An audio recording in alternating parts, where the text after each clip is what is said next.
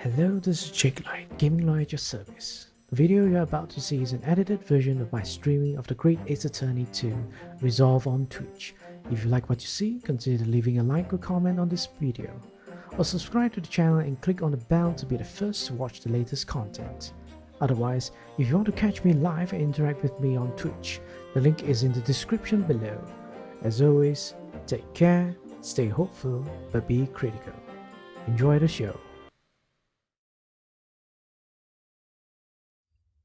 Oh, okay. I think I'm good.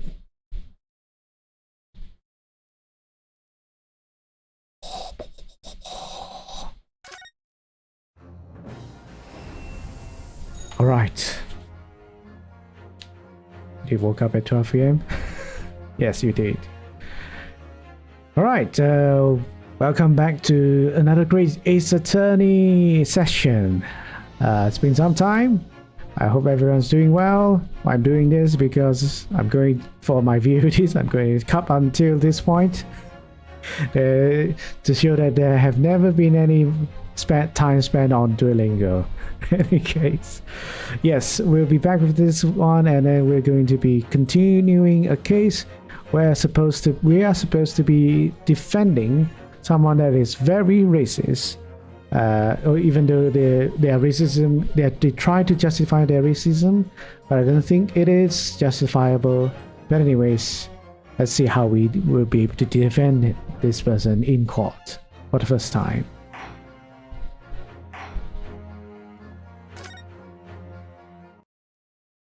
Okay.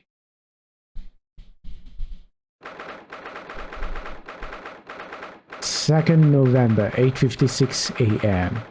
Wait. Today's Why do I do this so exactly? Right. It was kind of exact as well when I last did a session, which is exactly the same date when I streamed. But anyhow, yes, November 2nd, 8:56 AM. The Old Bailey, Defendant's Antechamber. There's that old familiar feeling again. The crushing presence of this historic courthouse. Actually, no. It's a little different today. There's an even more menacing tension in the air. Susato! There is a menacing tension in the air here today, isn't there? I suppose. Yes, I think so. It can only be the result of the menacing appearance of the defendant. A little more courtesy, if you please. Oh my, I do apologize. However, you're certainly not mistaken that this trial is far from ordinary. What do you mean? I'm not privy to the details. However, I understand that no jury has been selected. A trial without a jury? Well, that's just like the trial of Professor 10 years ago.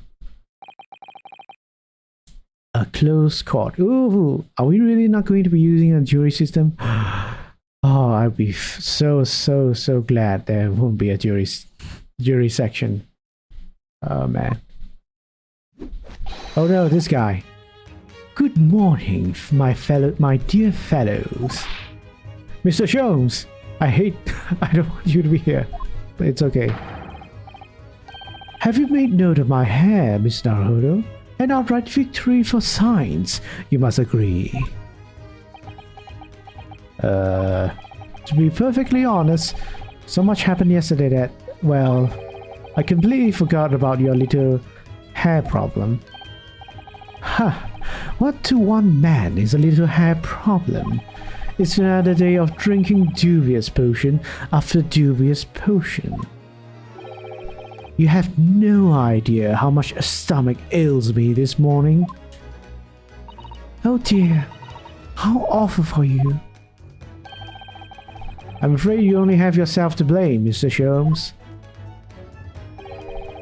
And good morning to you, Mr. Reaper.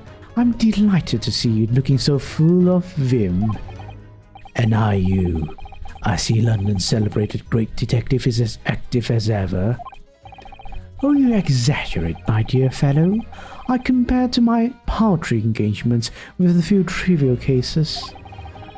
The Reaper's overbearing presence is a far greater deterrent to the black roots of crime in our capital. And whilst I may not agree with your methods, there is at least one point on which I would readily commend you. What an honor, and that would be your eye for a good lawyer, sir. Huh? Mr. Sholmes. After all, behind this lawyer there's a very great mind, my own. What are you trying to say?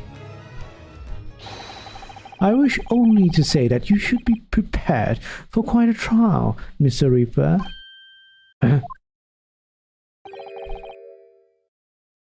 Who is this? Sorry to barge in. Well, I'm glad Sato-san's father is not dead, but I'm sad. The detective is... well, not really that sad. Gina! What's that on her arm? It's a mourning band, I suppose. Father, shouldn't you be at the symposium? It's been postponed, so I have some free time. I decided to come along with the police inspector to see our country's up-and-coming student in action.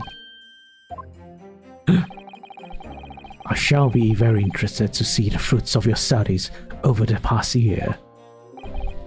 Well, it's an honor to have you here. Let's hope there are some fruits to see. Odo. Oh, yes, Gina? Why do you agree to this, eh? Why do you take him on? This Reaper bloke. Everyone says it was him what killed a boss. I'm sorry, Gina, but I just don't believe that. Well, if it wasn't him, who was it? I don't know that yet. I don't care who's him, who calls him what. A Reaper's just a name. He's just a person at the end of the day. If it turns out it was him who killed the boss, then God help him. Fiery eyes indeed. Yes, the culprit deserves every ounce of your loathing. Eh? At least, there may be some solace to the deceased.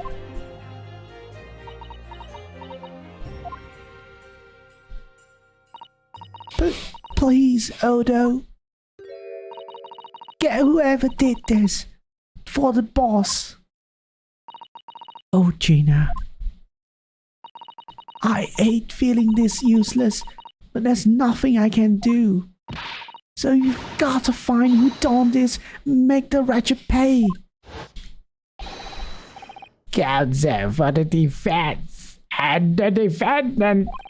Court will be in session shortly. Make your way into the courtroom at once, please. Alright then. Here we go. It's time, Mr. Naruto. Lord Van Zix. Okay. Let me drink some water.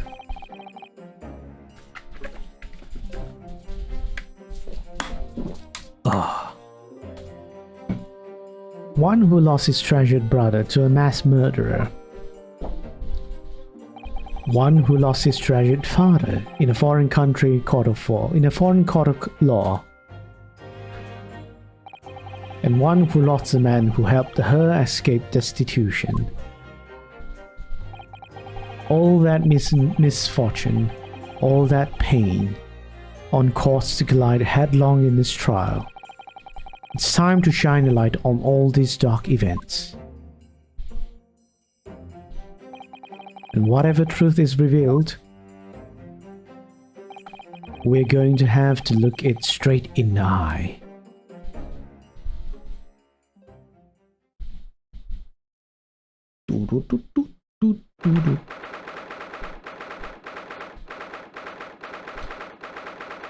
Second November, 9:20 a.m. The Old Bailey courtroom.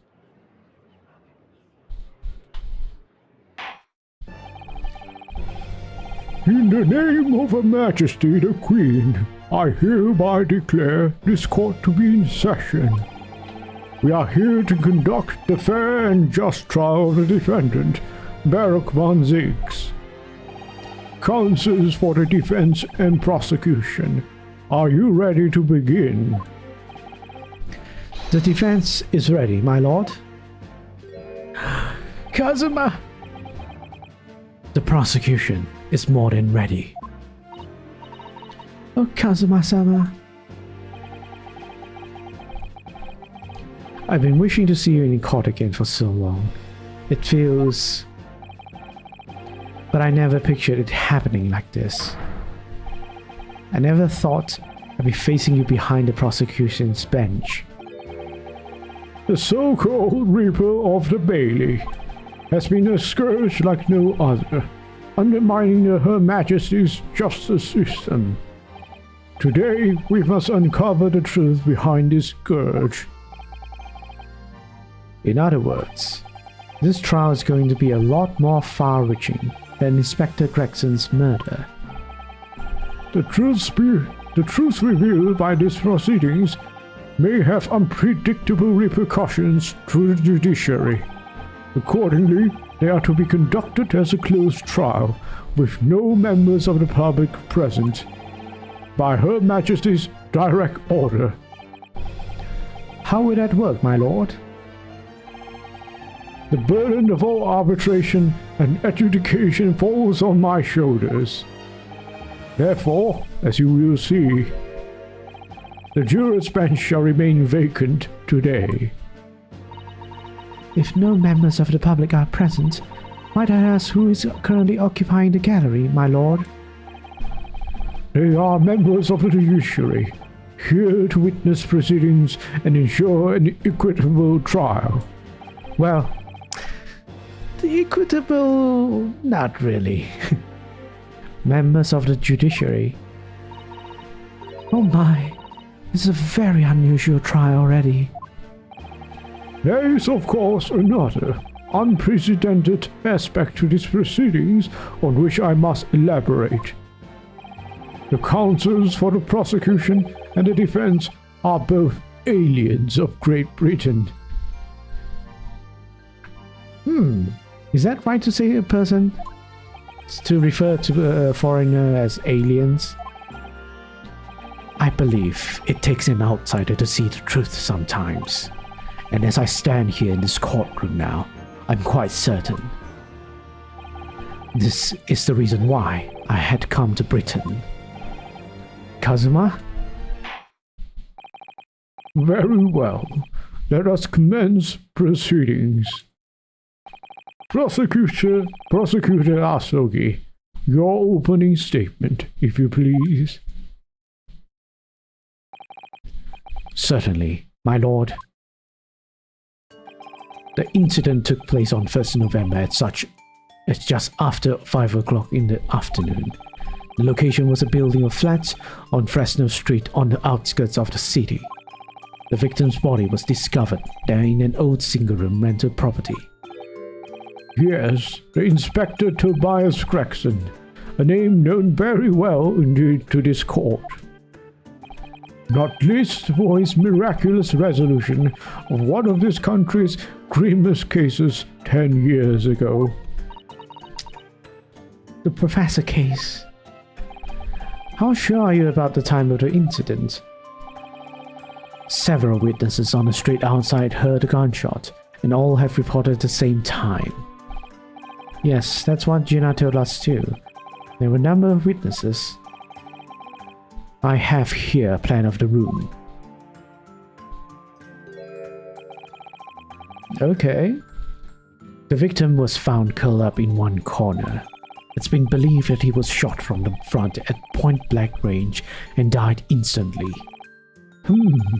How has the range been determined? There were scorch marks around the entry wound. Such marks are caused by gunpowder used to fire the bullet. The powder hot enough to leave scorch mark is only ejected a few inches beyond the end of the barrel. In other words, it only happens when the target is at point-blank range. I see, yes. Thank you for the detailed explanation, Counsel. Alright, let's quickly look at the autopsy, you know? Oh man, I have so many evidence. I totally forgot. Maria Gori. Is it some sort of a pun or something? Anyhow. Victim was shot in the chest at close range from the front, resulting in instant death. Scorch marks at point of entry. The bullet exited the body from behind. Additional observations. The caliber of the gun used matches that of a standard issue firearms for members of the judiciary. Judiciary. What would you say be inclusive of? Judiciary. Well, in any case, let's continue. The murder weapon was found lying behind the victim. And have you managed to ascertain the owner of this firearm? No, my lord, not conclusively. Bravo, Kazuma-sama, for not trying to use the gun as evidence when its provenance can't be proven. Furthermore, my lord, as I've explained, the revolver was fired at extremely close range. The bullet passed through the victim and struck the wall behind him. There's a candelabrum mounted on that wall, and the tip of one of the candles was found to have been blown off by the projectile. We noticed that too, didn't we? Yes, that's right. Thank you for the thorough report, Counsel. The setting of the crime is clear to me. You will submit the plan of the crime scene as evidence, please. As you wish, my lord. Okay, it's just a fault plan, so I don't think I need to examine it further. Is this Fresno Street room Inspector Greggson's private abode? No, my lord. The room is rented to a Mr. Hugh Boone. But there is precious little furniture inside, and is generally in a poor state of repair. So what on earth was Gregson even doing there? Presumably he was investigating some case or other. When a policeman was informed of the gunshot from the witnesses and rushed to the scene, he found only the deceased inspector and the accused standing alongside, holding the revolver. The attending officer arrested the accused on the spot.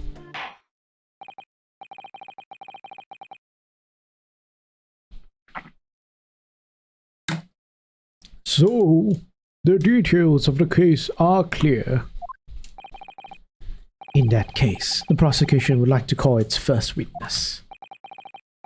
A name, please, Counsel. Naturally.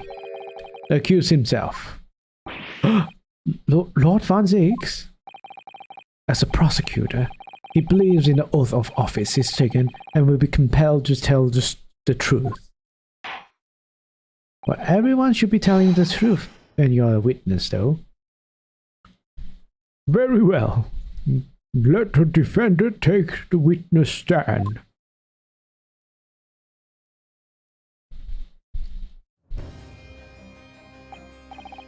So, witness, state your name and occupation for the court. Barak Van Zix, Old Bailey prosecutor. I presume, Lord Van Zix, that you heard Prosecutor Azugi's opening precis. I did. It is alleged that you were found at the scene of the crime, and that you were arrested by the arriving police officer. Can you confirm this? Yes, my lord. Now I'm sure the court would like to hear you explain some things away. Namely, why you were there in the room of Fresno Street at the time in question, and what exactly took place. I intend to explain away nothing. I will simply tell the truth. I must say, Lord Von Ziggs, I never imagined this day would come. Or rather, I didn't want to imagine it would come. But since you became known as the Reaper, a part of me has been dreading it. Your formal testimony then, witness.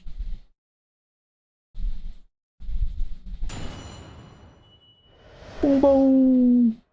The facts of the incident. I was investigating Gregson, and my inquiries had led me to that address. When I first entered the room that day, it was dark inside, and I saw no one. A moment later, I heard the gunshot. I spun around and saw the revolver on the floor. Just as I picked a firearm to examine it, the door flew open and I heard a man scream. It was only then that the body of Inspector Gregson appeared before me.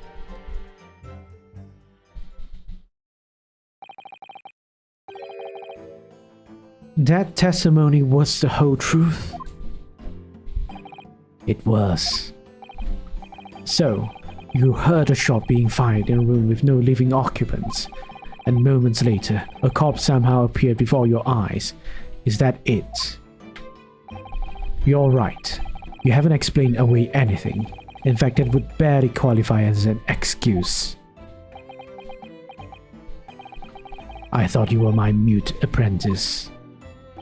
Yet it turns out you have a way with words, Prosecutor Asogi. It would appear to be a singular tale indeed. Singular isn't a word. It's laughable. What's going to Kazuma? He's not behaving like himself at all.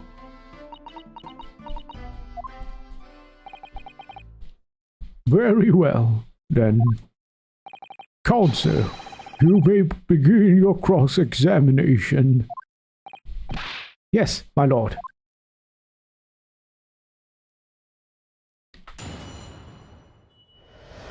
I don't think we have any evidence to contradict what Van Ziggs has been talking about, so we'll just press. You were investigating the inspector. What on earth for? I'm not at liberty to say. Sorry? I identified a distinct possibility that Gregson was involved in the case I was investigating. Regrettably, though, he was killed before I could secure the proof I needed. Is the court to understand, then, that on the day in question you followed the victim to the scene? No, I was privy to his movements in advance. How?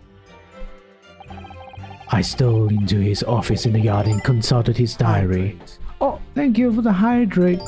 Okay. Posture check. And the posture check. I've been quite thirsty today for some reason. How are you today, Wolfgang? Doing good? Had your lunch, dinner, breakfast? Oh man, yeah, I was shrimping. Always shrimping. I stole into his office in the yard and consulted his diary. Their address on Fresno Street was noted in the 5 p.m. entry. You're doing well. Good to hear, good to hear. You illegally entered the man's office. In Japan, that alone would constitute a very serious offense. As it does in Great Britain, I assure you. Is that not the case, Lord Von Ziggs? I was aware of the possible consequences. So, in summary, you were investigating the victim, and yet you refused to tell the court why. I didn't realize British prosecutors enjoyed such freedom to choose what to divulge under oath. Ugh, why did I ever think I could defend this man?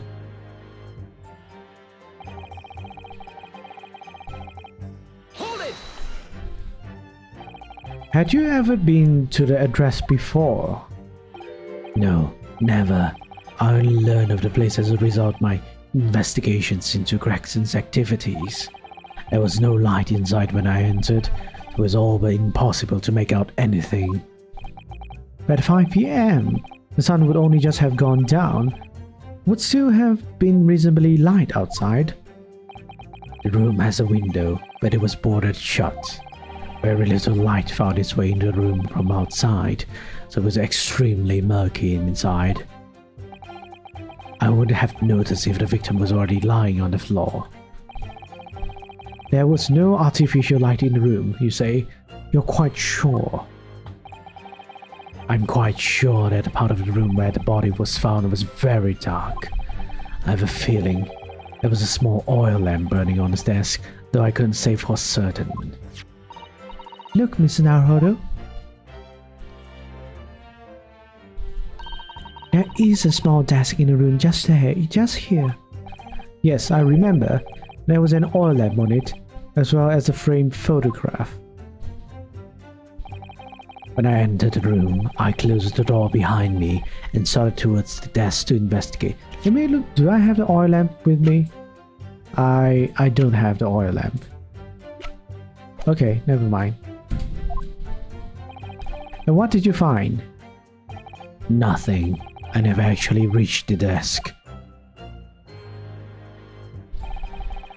A moment later, okay, had a gunshot spun around and saw the revolver on the floor.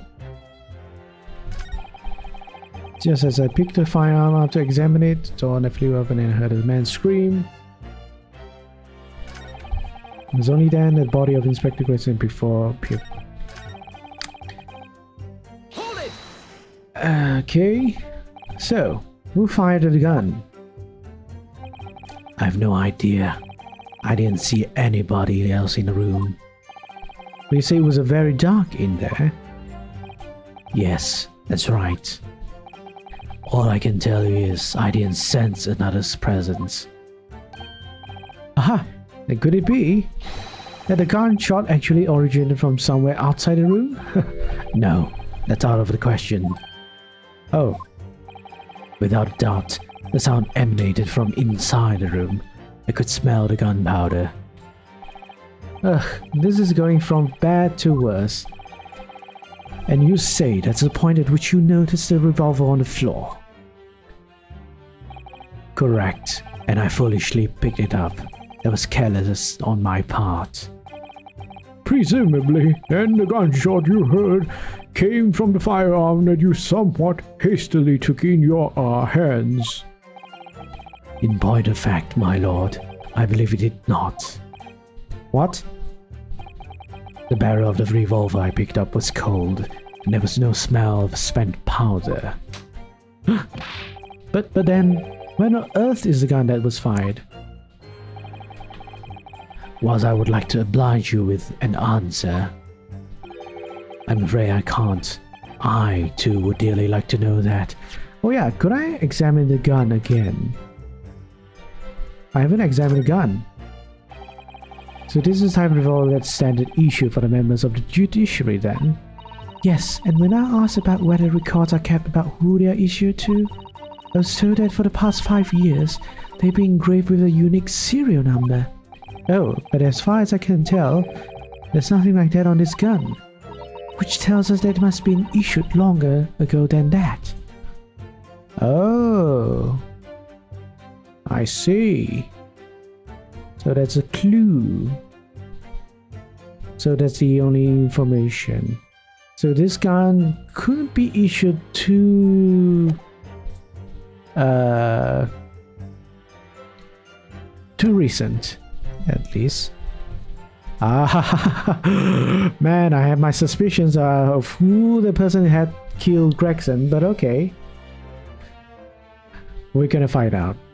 I man. Okay. gonna be a big surprise, probably. Or if I'm wrong, it's gonna be a big surprise then. Hold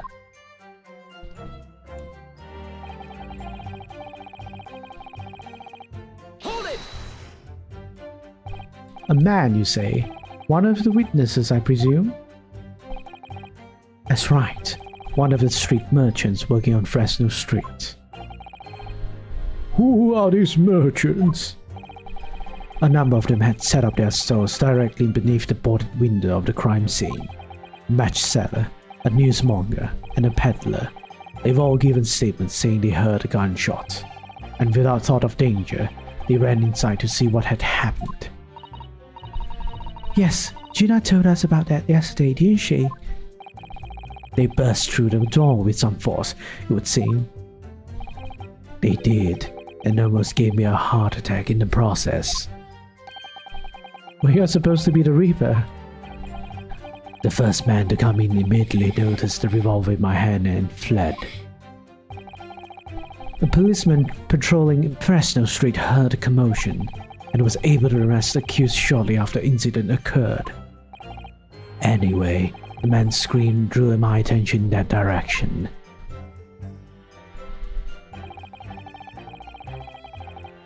Objection! Oh. Hey, Doctor! Objection, me? No, I object you.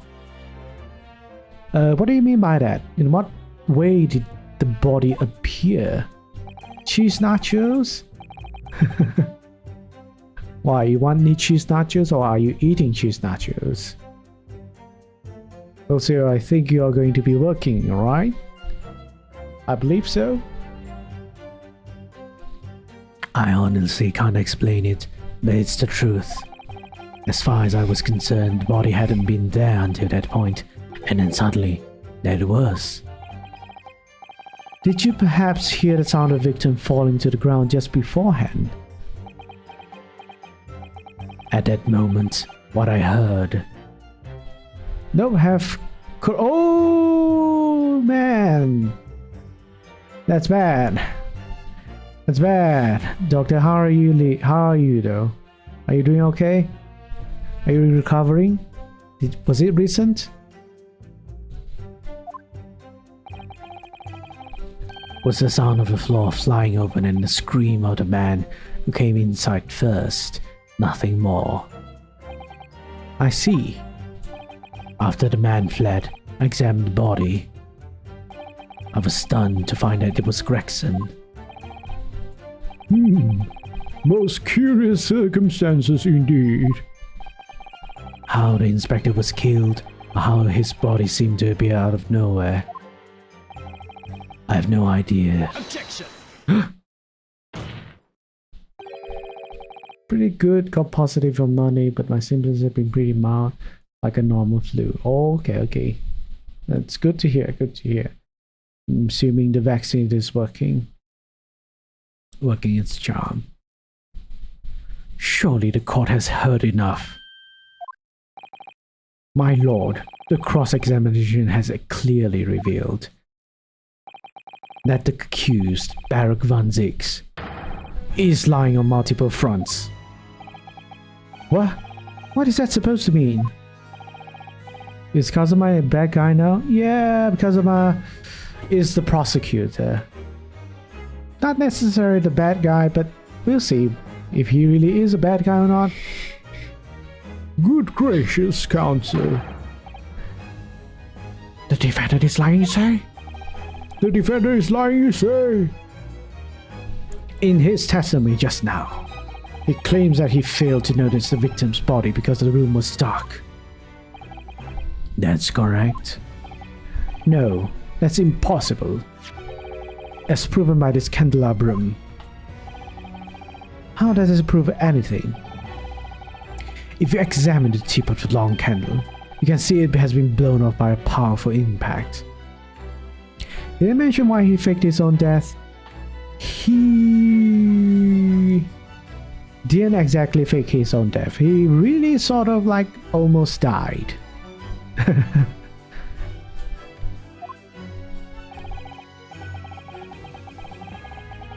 but him being alive was kept secret for some reason. Nobody knows why. One would assume that the projectile from the firearm passed through the victim and struck the candle. The problem comes when you consider the other two candles, which are clearly of different lengths. Yes, I can see that only the candle appears to have been struck by the bullet is long. We could reasonably expect someone to have lit all three candles together. Yeah, I guess. Which begs the question of why only one has ended up longer than the others. That must be because the particular candle was extinguished when the others were still burning. Ah! That's right. When the candle was hit by the bullet, it obviously went out. But the other two candles would still have been burning. So the fact is, the victim's body would have been illuminated by the light still thrown by the candelabrum. An accused claim that he couldn't see the body clearly contradicts those facts. And now to the next lie. There's more. The accused also claims never to have visited the scene of the crime before. That's the truth. In that almost empty room, the police discovered something very unusual. A board covered from top to bottom in police documents and newspaper cuttings. Yes, that's right. We saw it too. It goes without saying that the contents of the police documents cannot be divulged. However, they included a number of reports from various historical cases, the oldest of which was from 10 years ago. 10 years ago? It's starting to sound familiar. And there is a common thread linking all of the documents on that board. Indeed. What is this common thread, Counsel? They all relate to the cases prosecuted in court by Baron Van Zix. All of them? And furthermore, all of those cases are one in which the defendant was acquitted.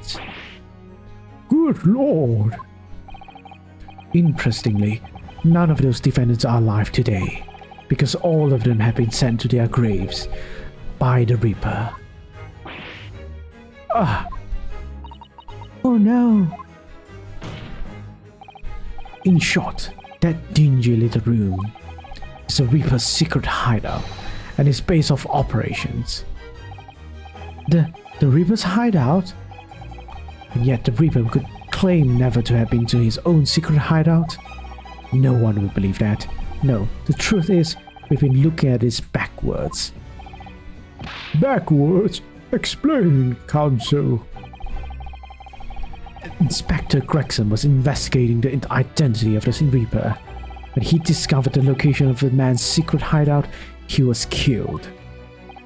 As I'm sure everyone can imagine, by the Reaper's hand. What? What?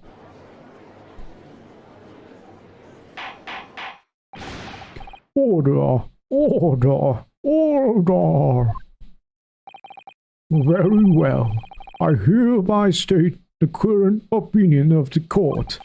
Baron Van Zix is an outstanding prosecutor who has rendered great service to his country.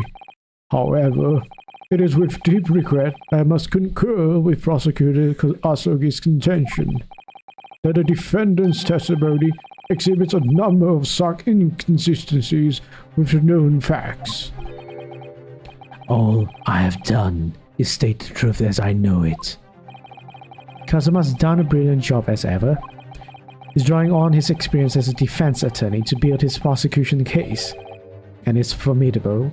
But technically, you know, was the defense attorneys in this game, in Ace Attorney franchise, has been doing the prosecution's work, because we are always looking, we are not just defending our accused innocence, our client's innocence, we're actively looking for the real suspect, the real person behind everything. Counsel, You will submit the board that you just showed the court as evidence. I believe it to be fundamental in establishing the facts surrounding the river's existence. Thank you, my lord. All right. Let me look at this. Wow. Is there something behind? What's this? Oh, what's this? Mr. Naruto, look. Yes, it's a smudge of some kind. In fact, it looks just like a handprint. And the color. That's blood, isn't it? Oh dear, how disturbing. Okay. Anything more? I don't think so, but we'll just look at this in general. There are details of a whole raft of cases dating back years on here, aren't there? This paper from 10 years ago is browning with age. Look. Out of interest, the most recent thing appears to be this newspaper cutting here. Oh, it's the same red-headed leak advertisement that Mr. Sholmes had picked out. And do you remember? There was a red hairpiece at the scene too. Was Inspector Gregson an exponent of the red hair leaker then?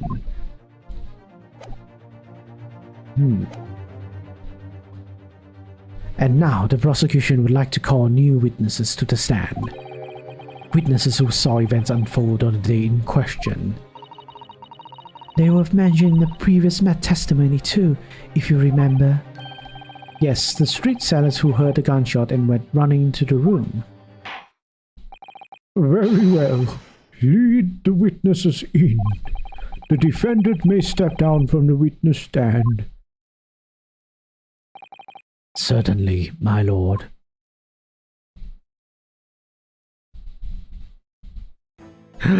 Red Riding Hood. Some dude. And oh, this guy again. So, witnesses, state your names and occupations for the court. Okay. That jiggle lips. Lip jiggle.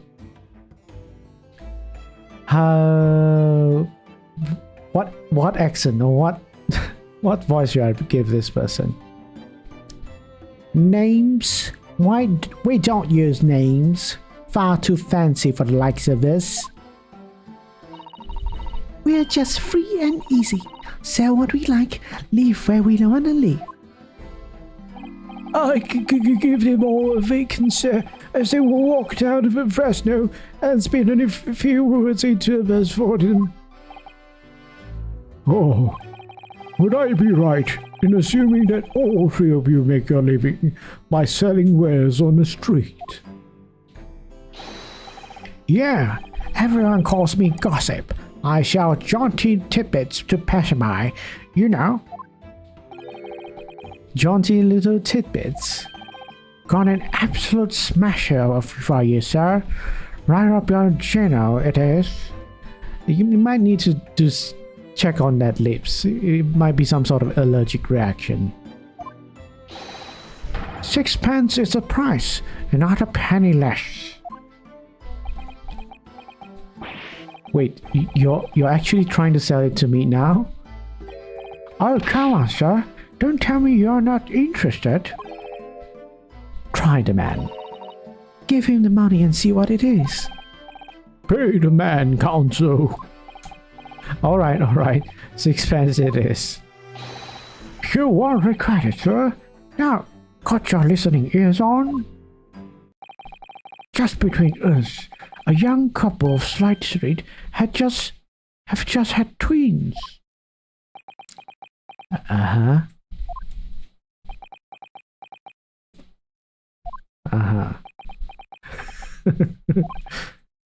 Is that it? No, that's not it. It's gossip, isn't it? It wants to spread, but what spits out to you and your mouth, of course. Man, I have to like weirdly do my mouth to do that voice. I've got more, you know. Want another juicy one? 6 pence a piece. I have no idea how to.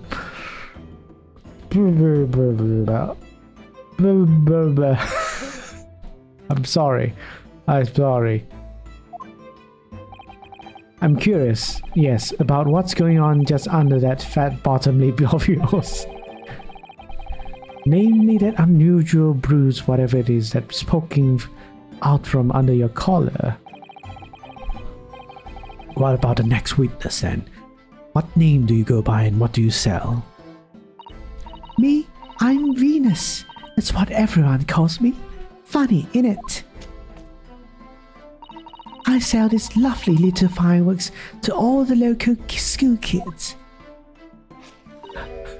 6 pence a pop. What do you say? Are you supposed to be like the reference to the girl who sells matches story and eventually tragically dies at the end because selling matches won't really help you. But nobody would really help you. Nobody would buy matches, unfortunately. Fun fact though, Yakuza 7, Like a Dragon, has a story, has a side quest like that as well. But it ended up it had a good ending, of course.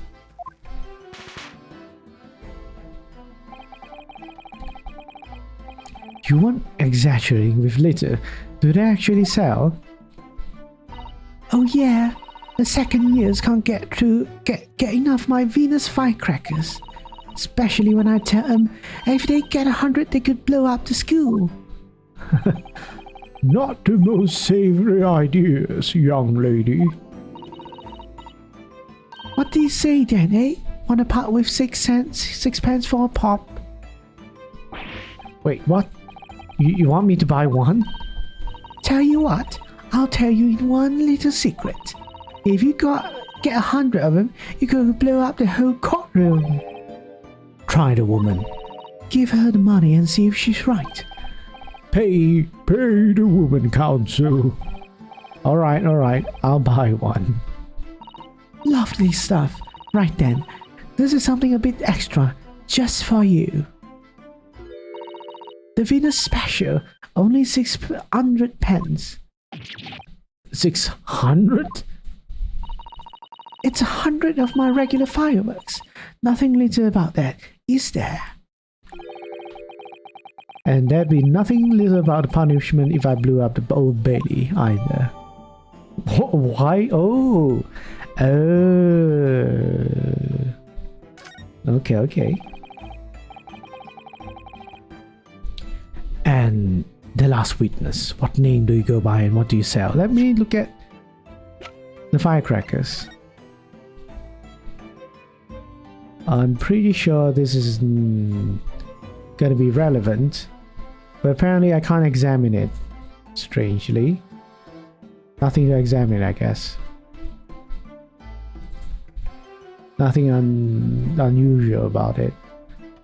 Alright then.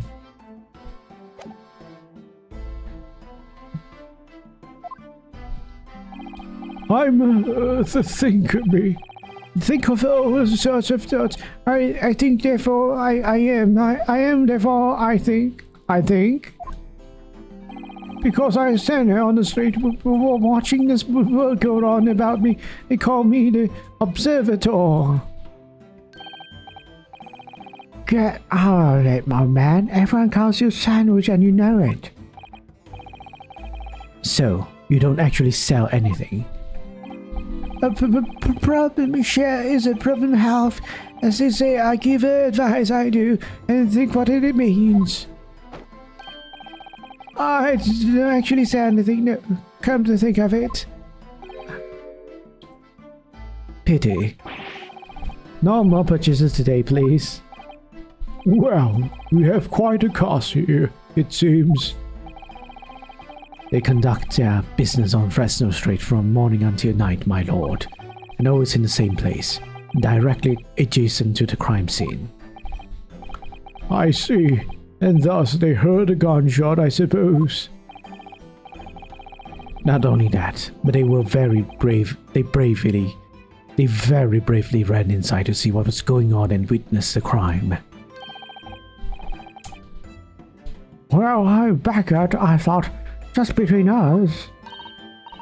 Venus de Milo, what am I to do? What a terrible thing I saw. Well, I think it's if what we see is light and shadow, but playing with our eyes. Is any of it real? Very well. The court will hear the formal testimony of these 3 witnesses now. You will describe in detail what you witnessed and heard at the time of the incident. Kaboom! We saw the whole thing from the start to finish with it. Everything from the moment they went in the building. It was less than a minute after Reaper had gone inside, we all heard a big bang. It seems to me that the quick to talk is quick to walk. Gossip wouldn't wait to go and see what had happened. I ran into the room and there he was, the Ripper, gun in hand, standing over the dead body. I was scared half to death. I ran off to find a copper. Alright. If these witnesses were there the whole day and saw everything, what did they see going inside the building? Only the victim, Inspector Gregson, and the accused, Barrack Van Zix. I've seen pictures of that Reaper in the paper. I know what he looks like. And just between us, folk love stories like this. I've made myself a tidy sum already.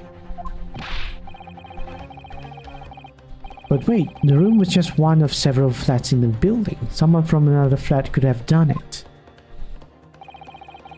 All those flats on Fresno Street are unoccupied. Of course they are. They're small, damp, dirty, and expensive to boot. The room in which the inspector was found is the only property in the building that's currently leased. We know the leaseholder's name, don't we? It's Hugh Boone. The testimony the court has just heard would appear to leave little room for doubt. It's becoming increasingly difficult to see anyone other than the defendant could have committed the crime. No. Thank you for your candor, my lord. Counsel for the defense, you may proceed to cross-examine the witnesses. Yes, my lord. In a closed court like this, without a jury, judge is the only person whose opinion matters. I have to break down this testimony, somehow. We're gonna do pressings, probably.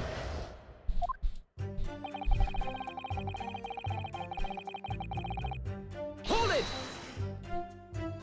When you say they, who do you mean exactly? Inspector Gregson and the defendant, Lord Van Zix? I suppose. The likes of us don't know the names of that high and mighty. But I'll tell you one thing, it was the old Reaper that went in last, that's for sure and certain. Just behind Inspector Gregson. Did they arrive at the same time as each other? No, not at all. The first fellow must have gone inside a good 15 minutes before we heard that gunshot. The victim arrived 15 minutes before. Are you sure about that? Am I sure? Does it look like you have forgotten a fellow with bright red hair like that, does it? Yeah, his hair really were red, wasn't it? Redder than my flaming fireworks, even. The fury, red mobs feel burned on inside my eyelids, it is. Wait a minute, you're saying the man was a redhead? Weren't you listening, champ? Hey, He was a redhead, and he had a really big trunk with him as well. But Inspector Gregson's hair isn't red. Not by any stretch of the imagination. Seems like the person you saw wasn't in fact Inspector Gregson at all, but some other third party? No, I hate to break it to you, but the witnesses are correct. What? Just have a look at this photograph of a victim taken at the scene. Yes, that's Inspector Gregson, all right. And a red hairpiece. Ah, of course. We saw one on the floor when we investigated the scene, didn't we? I still refuse to believe Inspector Gregson wore a hairpiece, though. So then why on earth would he have been wearing something like that? The color does seem to suit the man, one might say. The photograph will be submitted as evidence. Please, counsel. Okay. Tightly curled up, there's a red hairpiece on his head. Let me look at the photograph.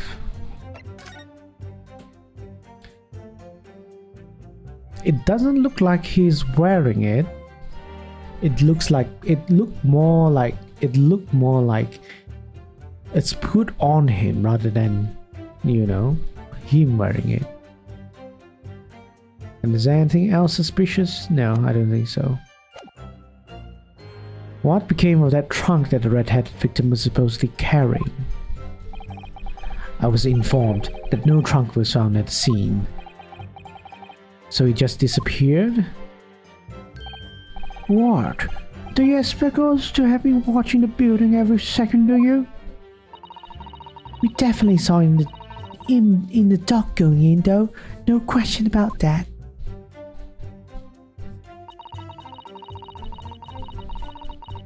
After the Reaper had gone inside, and we all heard a big bang. Hold it!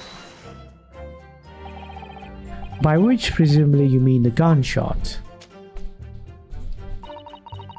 I sell these little things, don't I? Well, how would I know what a gunshot sounds like?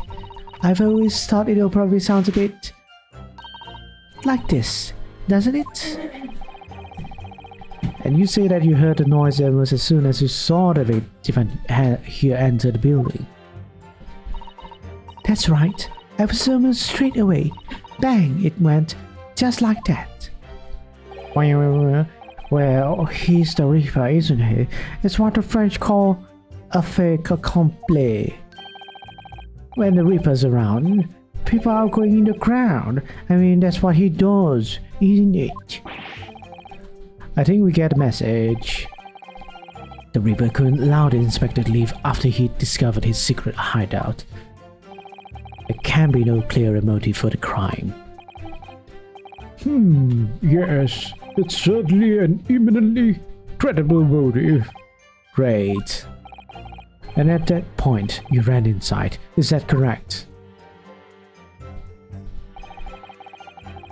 Quick to talk is quick to walk. Gossip couldn't wait to go and see what happened. So when Gossip ran to see what happened, did you go too? Well, I'm a bit hampered, you see. All the signs are that I can't move very well. You were way behind, I presumably, with that sandwich board around your neck and that big sign in your hand. What a great burden you bear.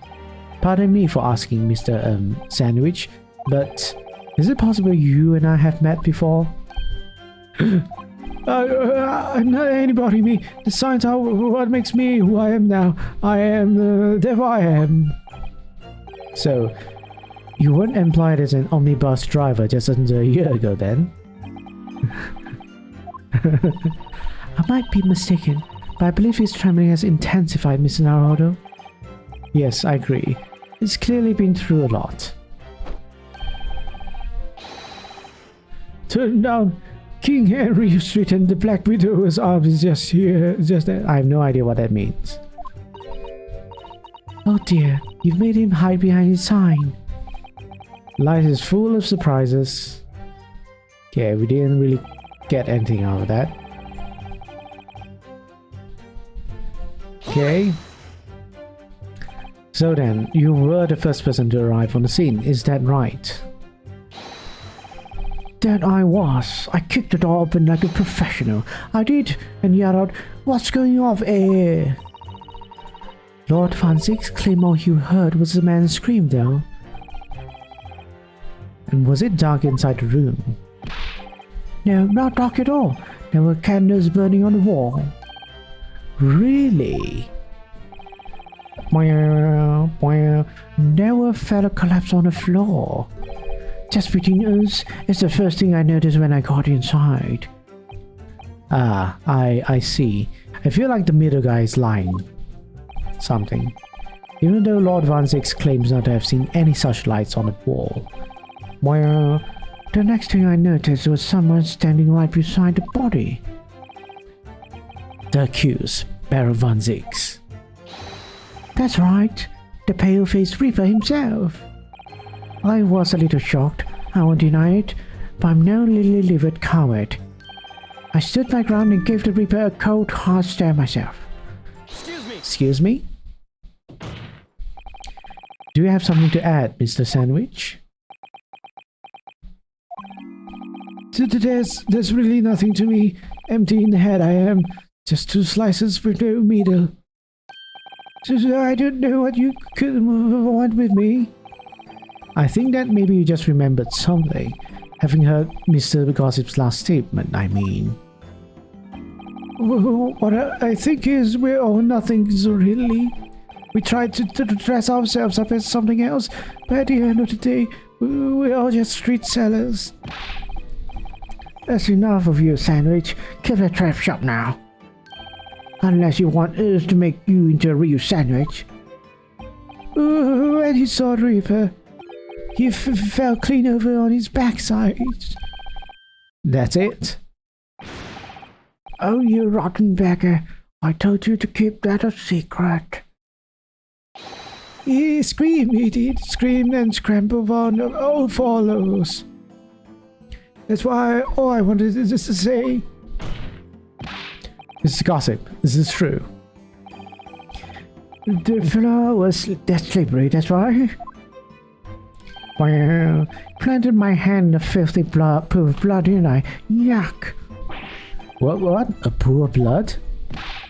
But listen here, even when I was thrown on the floor, I still kept giving her a cold hard stare, and you don't you forget it.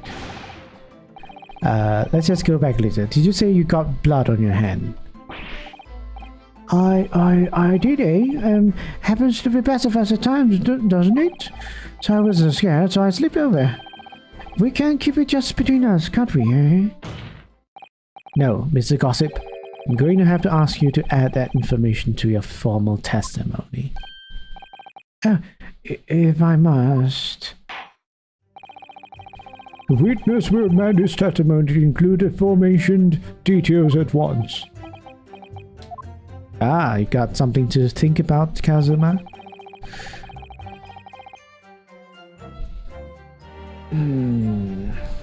Blood. Is there something we can talk about, which is the blood?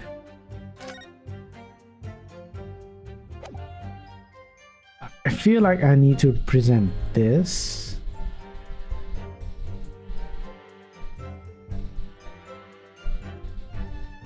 Having fun? Oh, Neon. Yeah, I'm having fun.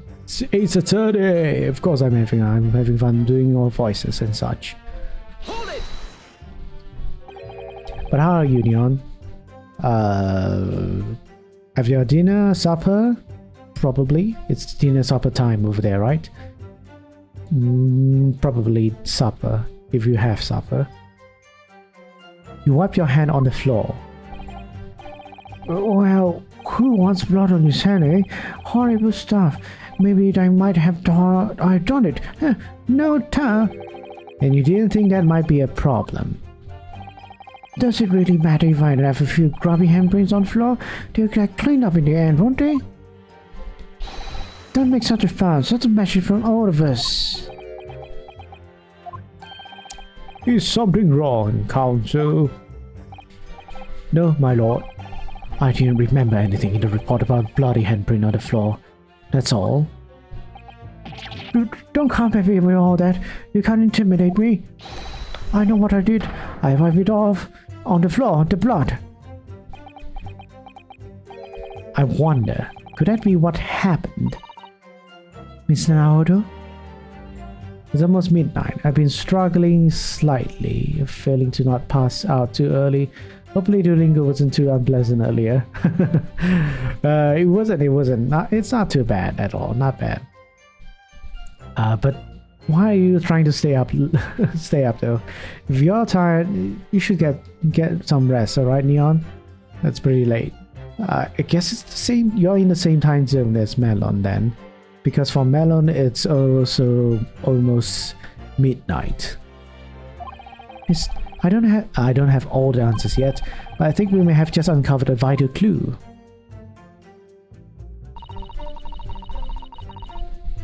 Okay,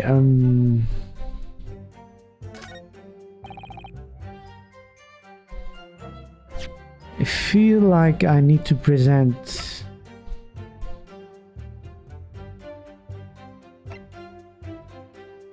something. I need to present this.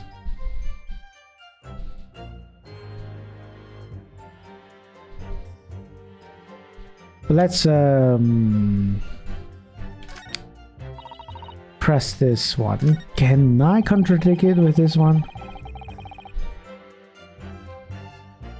I think I can contradict with that evidence. Objection. Yes. Nice. So you wipe off the blood from your hand on the floor of the room. Are you quite sure about that? Well, what else do you expect me to have done, eh? Does it really matter? Objection. The police found no such handprint on the floor during their investigations. What exactly is the defense asserting? If you listen, you'll find out. Prosecutor Asogi. We're how do you say, fighting back against our best friend now. Certainly, there was no bloody handprint found on the floor. What are you trying to say? There was a handprint in blood left very clearly at the scene. On the back of this notice board. Oh yes, indeed. Indisputably a handprint in this distinctive color of blood. Oi, you're dead right. That's my handprint. Right hand. I'd know it anywhere. How? How Objection. do you normally make handprints? The witness very definitely testified that he wiped his hand on the floor. Any handprints on the back of the board are irrelevant. Objection. Not if the board itself had fallen over the floor. In that case, it's quite possible for the witness handprint to have ended up there. Just look at the floor plan of the floor. Just look at the floor plan. The notice board was in the opposite corner of the room to the victim and in an upright position, even if it had somehow been toppled and was lying on the floor at that time. It would have been a considerable distance from the body. Well, and you know, that's why this is very sus. I fell over when I came across the body, so I was basically right next to the corpse, not on the other side of the room. In other words, the defense assertion is contradictory. Yes, it is. There's a very definite contradiction here, for which there must be a reason. I'll take it that you've formulated a proper hypothesis, Counsel, regarding this apparent discrepancy between the witness's account and the handprint found at the scene. I have, my lord. This discrepancy between the witness account and the location of the handprint is explained by false testimony.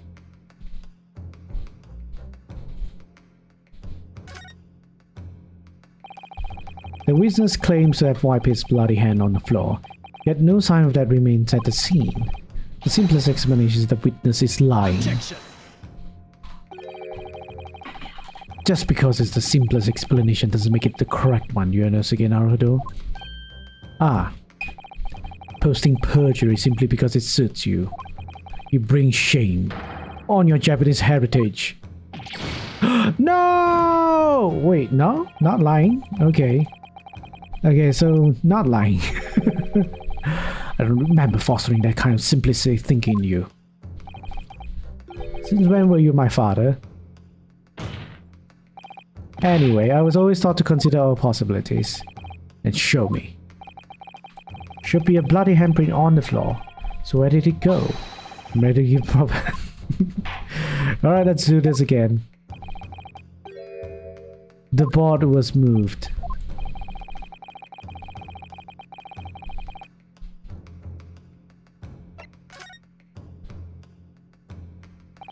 The real contradiction here is the handprint itself, not where it was found. As the court can see, it's upside down. Good gracious, how it is! If the witness had put his hand against the board, the fingers would be pointing upwards. What? What does that tell us? It tells one simple fact. When this handprint was made, the board must have been lying on the floor as I previously suggested, which means that after the incident, it must have been moved. What? Objection. You're claiming that somebody moved notice board after the shooting. And tell the court who. I don't know that yet, but the point is, when you consider all the testimony we've heard so far, we can now be very clear on one point. And that would be... the position of the notice board at the time of the incident, my lord. So, counsel, I must ask you to clarify your assertion for the court. At the time of the incident, where do you maintain the notice board was situated?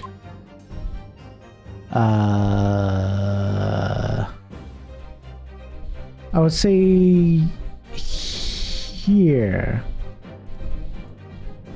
Blood is here. Yes, yes. Take that! It was right here, my lord. Goodness. No, I'm afraid I don't quite see your logic. No, not there. Okay. No, this didn't happen. No! Whack! Somebody was just thinking of you. Unreasonable? Try unfathomable. I know my place, or rather, I know the board's place. Man, I'm making mistakes left and right. Right, so let me look at the board again, okay? So it was like this. So by right, it should be lying flat like this.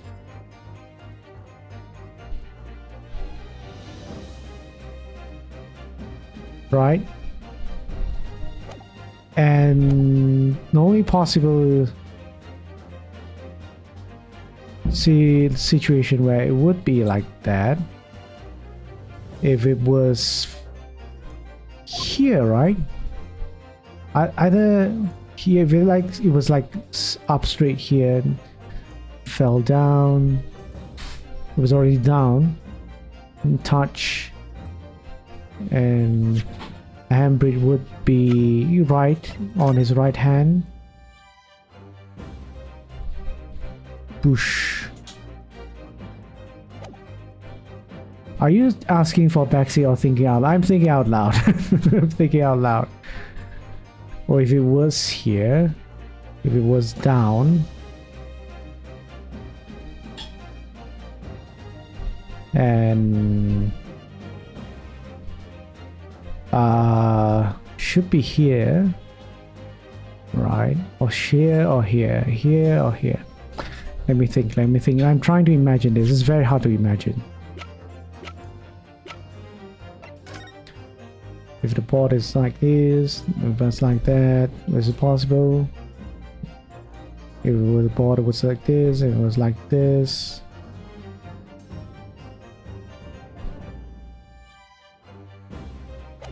Near the door, near here, more towards here. I'm gonna say here. Oh no! Mistake! Auga! Okay, those aren't the right places, then there's only one left.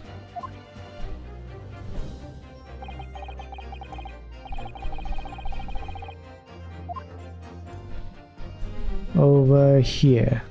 Take that! Okay. I was right at the second time, but I doubted myself and I chose the option. Immediately adjacent to the doorway. If the courtroom would think back to the testimony given by the defendant earlier, he said that when he entered the room it was dark and he couldn't see the body. By egg. What is by egg? If the notice board had been here, the body would have been completely hidden from view. Ah. Totally not what I was imagining. By hack? Yeah, I feel like this. I have no idea what it says. It's like surprise, used to for as a way to say you're surprised. And light from the candles would have been blocked, making the room appear darker. Objection. But the accused also claims that the victim's body simply appeared before him. That's true. Or, in his precise words, just as I picked the firearm to examine it, the door flew open and I heard a man scream. It was only then that the body of Inspector Gregson appeared before me. I don't know about calling it a scream, but he was talking about me and no mistake. 'Cause it was me that kicked the door open. If you look again at the floor plan, consider what would happen if the door to the room was opened with force. Kabonk. That can't be. The door struck the notice board, knocking it over and making the victim's body visible. Oh, good gracious! My client has told nothing but the truth. He has simply described what he saw. Ah! Order! Order! Counsel, how has this not come to light before now? After the incident, somebody must have righted the board and moved it into the position where the police, myself, and my colleague sought him investigating the room. Witness, what have you to say for yourself? Wah! My lord! You and the fellows were there at the scene before anybody else. It goes without saying that you must know something about the position of the notice board. The witnesses in the stand will testify again. You will explain exactly what you did upon arriving at the scene of the crime. Stop looking over your glasses at me. I get a message. Oh, another one. I don't know anything about that notice board. I just wiped my hand on it, that's all. Well, don't look at me. I haven't got a clue about it. I was doing business with some second years at the time. I didn't know anything about anything. I'm just a bystander. Just a sign at the crossroads of life. It was not me, I bet. It's got a face that screams bored. I can't see how this changes anything anyway. The detective still died when we heard the gunshot.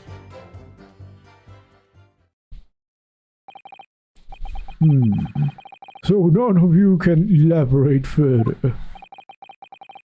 Shaken by the crime they witness, and with only the light of a few candles and an old oil lamp by which to see. We can't expect these witnesses to be able to give a more precise account of what happened. That's right. Yeah, it don't pay to expect too much. It's a man's endless quest for knowledge that's destroying the world. That's what I think. Do you? Really? In any case, as this testimony shows, even if the notice board was moved by somebody following the incident, it makes no difference. When the gunshot rang out, the accused was the only person at the scene. In short, the only person who could possibly have committed this crime is Barak van Zix. None of this wrangling over the pot changes that simple fact. Quite so, quite so. Does the defense still wish to cross-examine the witness despite the circumstances? Most certainly, my lord. Very well. Then you may proceed, counsel. Alright. Crooks examination. Oh no, I only have 2 lives left. I don't know anything about it, this is my just my hand, that's all. Well, don't look at me, I haven't got a clue about it. I was doing business with some second years at the time. What do you mean by that? You didn't say you were doing business with them. You mean you were selling them fireworks? Yeah, what else? There's a pirate school just around the corner, see? Those cheeky little so-and-sos have got a plan to blow their school to kingdom come. Ah. So I've been telling them, letting their teachers know what they're up to. Oh, you have? Yeah, we don't want anyone to get hurt, so I let the school know the kids are playing with dodgy toys. Then, praise the Lord, the teachers take all the fireworks off and... Thanks for reading. Ooh, man. Thank you for the raid, or Dazzy. Shout out to you. Hello everyone. Ooh, Tomoki Cookie. Hey, I know you. You're from Purin's stream. I'm guessing I'm gonna guess it's you who suggested, but welcome raiders. Welcome everyone. Courtroom raid. Yes, we're being raided.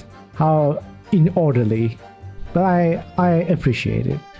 Hello. You were playing Fall Guys. Nice. How's the game? No, we interrupted the court case. Is this legal? Very legal, because this court is not real. Hello everyone, this is Jake Lights, gaming lawyer at your service. I'm a real lawyer as well, so if you have any legal questions you want to ask, feel free to do so. I'm a variety streamer. I do all sorts of streams. I do live seminars. I do drawings. I do I play all sorts of games, and yes, mainly my channels do a variety of things, but mainly it's to educate people on some certain legal issues. You're a real lawyer? That's so cool. Thank you. But yeah, if you let's say interested in anything legal, all right, if you have any questions, feel free to ask. I can answer them. Try my best. If let's say if I'm not really specialized in that field, because lawyers are supposed to have a general knowledge in all legal matters. But I do specialize in property laws, basically buying and selling of properties, houses and such. I do have knowledge of employment rights, employment laws. I have knowledge on copyright. I have general knowledge on like litigation, civil litigation, or anything criminal as well. So yeah, feel free to ask any of that. If you're presenting evidence, it's legal. Oh, thank you for the follow. Hydrate. Oh, thank you for posture and hydrate. And yes, tomorrow, if anyone is interested, tomorrow I'm doing a live seminar. It's a repeat seminar on reading through the entire Twitch's affiliate agreement. Right? Everyone is welcome to join in if you want to attend. It's same time around this time as well. I'll be talking about the agreement and how it is applicable for every affiliate, and really everyone should be reading it, right? Not just people who are not who are just affiliates, people who are aspiring to become affiliates or wanting to use this platform as a way to get some income, right? But yeah, I've done it several times already, and I talk about the affiliate agreement a lot of times in every other in other streams, in other platforms. But yeah. Oh gosh, I have a question. Did you enjoy going to law school? I enjoy studying law. There wasn't really any bad time studying law. But the only thing I don't like was actually working as a lawyer, actually doing a legal practice. Because I am actually right now doing this full time. I've stopped practicing, although I'm still legally a lawyer. I've stopped practicing in real life. So I'm doing this full time, and then I feel that this is a better way to contribute to society, be able to directly help people. Hopefully I've been able to do so. Some people have come for me for some guidance, and I do hope more will be coming to me as well. I like to help people, but of course, what I'm doing isn't entirely professional, and it's very casual. We are not doing any sort of a actual client lawyer relationship. So yeah, just to let you know, if you really do need help with any sort of legal matters, like whether you want to sue someone or you want help defending yourself, you probably should find someone that is actually practicing. That is pretty much whenever I give advice or whenever help people, give guidance, is at the end, please look for an actual practicing lawyer, the actual experts for whatever you want to do. Jake is a real good dude. Oh no, nah, I'm really, I doing what I want to do. You could say for selfish reasons, because this is something that makes me happy, but I'm not anyone great, really. But that's so great. I think you're doing a great job, and I love that you've integrated your studying law into your VTubing. Such a unique concept and definitely helpful for those who may have questions. Yes. I've been doing this for about 10 months. About 10 months? Yes. Not that new. Not that how to say, not new, not that long. But it has been going great. It has been going great. But yeah. The only hope I want with this is twofold, okay? Of course, I want to be able to do this as long as possible, being able to help people, and as such, I would desire that this is a possible thing that I can do full time. It will be a source of income I can sustain myself with whatever cost, living expenditure costs monthly, and of course, I hope the longer I do, the more people I can help, the more people finds me. So yeah, I'll be able to contribute. I could be able to help society and the community more and more. But yeah, I hope your stream was good, or Dazzy. Or if you're like it's really late over there, or you just stream for a long time or anything like that, you need to do something else. Feel free to do whatever routines you have to do. Right, you don't have to be here. I'll take care of your. If anyone came with the raid, I'll help take care of them if they require it. So. But yeah, right now I'm playing Ace Attorney, Great Ace Attorney. I do a bunch of voice acting as well. I love doing voice acting. So you'll see me do silly voices while I'm playing this game. So yeah. Anyhow, let's continue.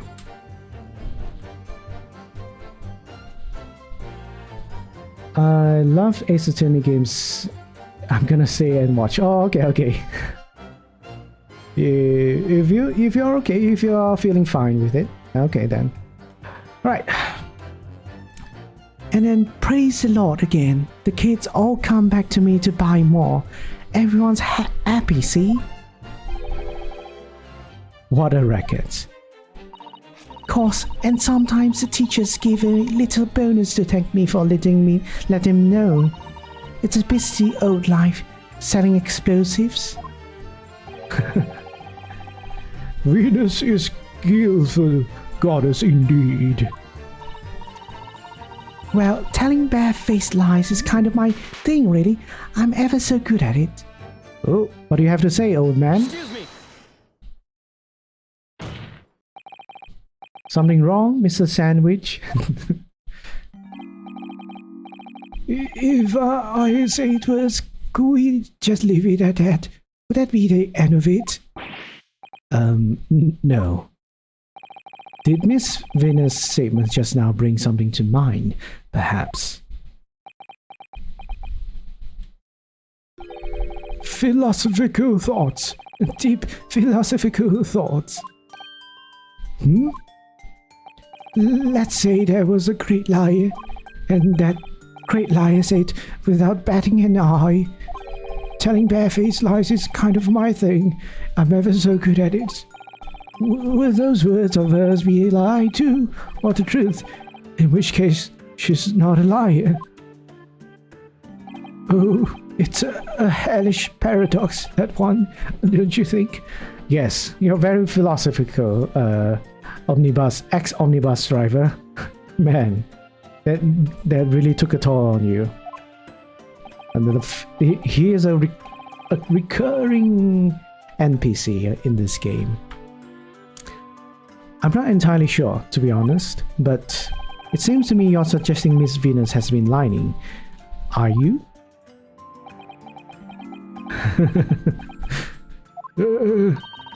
What are you on about, old man? Trying to cause trouble, are you? You want me to blow your ass off? Sorry, I added that. Keep on like that. Oh no, I don't even need to add it. She literally is going to do it. And I'll wrap your whole body in firecrackers and set him off. I'll give you something to tremble about. You know, that's quite illegal to threaten someone of bodily harm. You know, that's called assault. You have a startlingly disturbing mind behind that sweet and innocent face, young lady. So, Miss Venus has lied in her testimony? Is that what you're saying, Mr. Sandwich?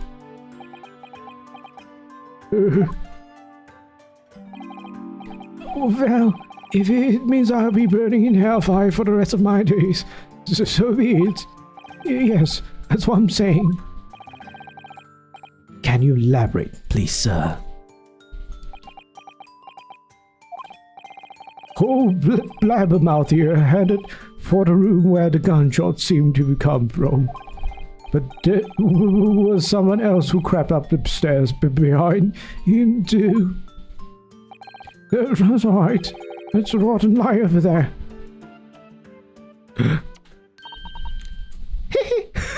Oh no, sorry. Why did I just make it like that?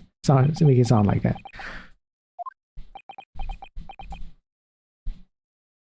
It's like the Genshin Impacts.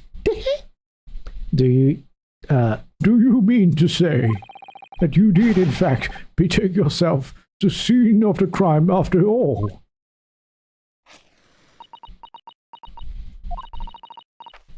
What did I tell you, eh? Oh no.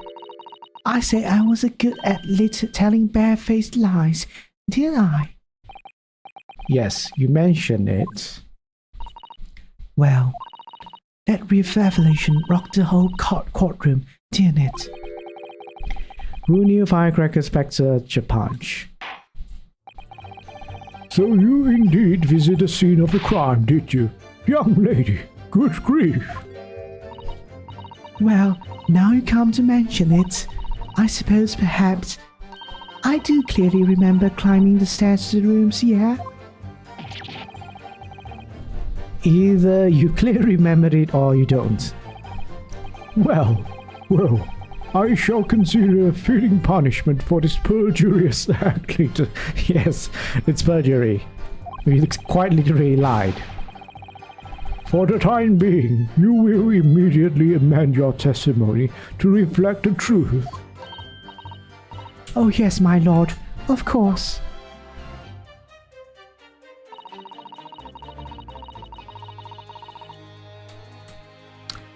Okay. Hold it! Can I press this more, or do I need to present some sort of evidence? You make a habit of lying, do you, Miss Venus? Well, I suppose so. I don't really know, to be fair. If you want my advice though, I take everything I say with a big pinch of salt. Alright, but you did in fact go to the room where the victim was killed on the day in question, didn't you?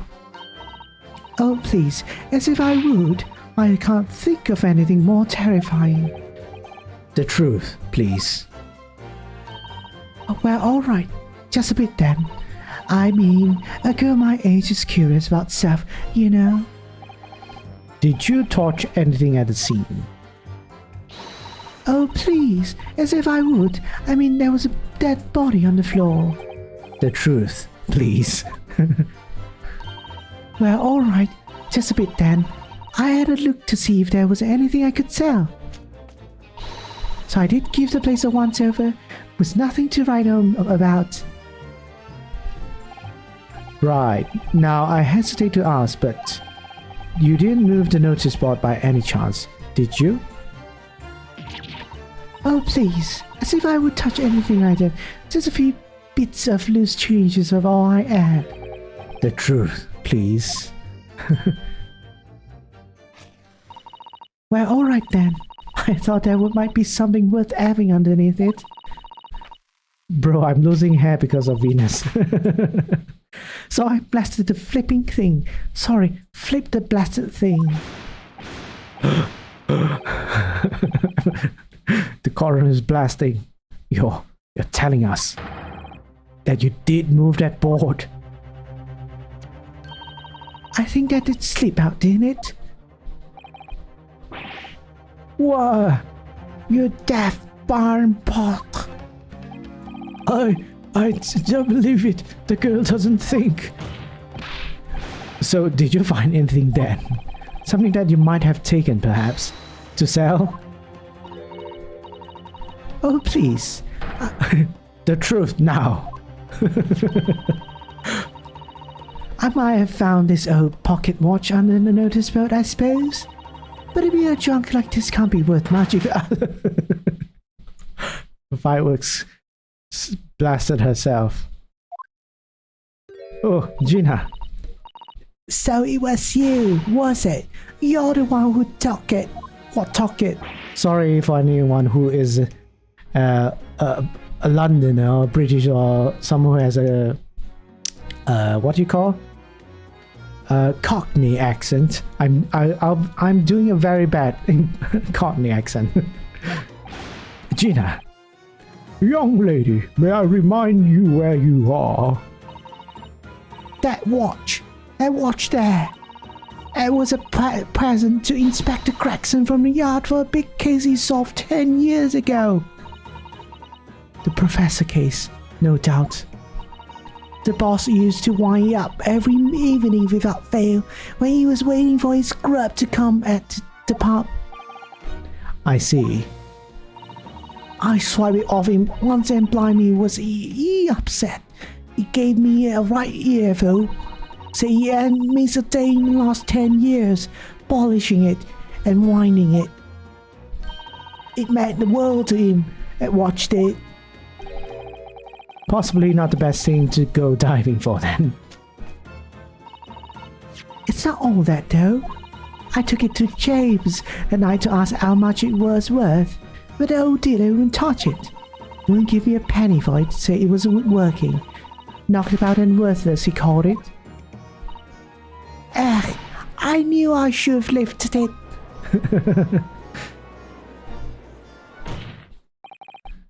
That watch must be submitted as evidence at once. Oh please, just so long as you promise it to give it back when you're done. Not a chance. I'll swipe it from here if you try to get your grubby mitts on it again. That's enough. Hand the watch to the bailiff forthwith. Now, children, watch your manners. Good Lord.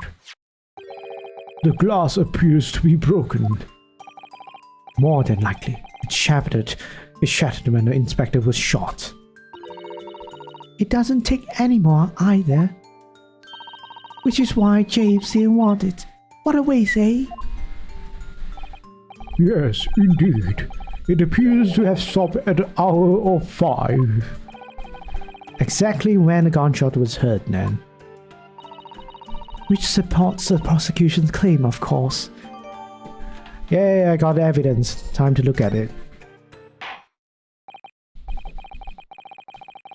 Look at the evidence.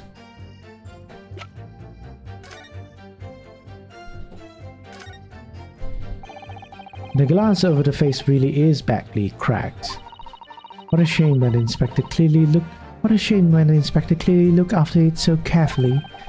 I imagine Mr. Sholmes could repair it, don't you? Yes, I should think so. He's very adept at things like this. A useful man to have around, in fact. But kindly remember that he's a great detective, Miss Naruto, not an odd job man.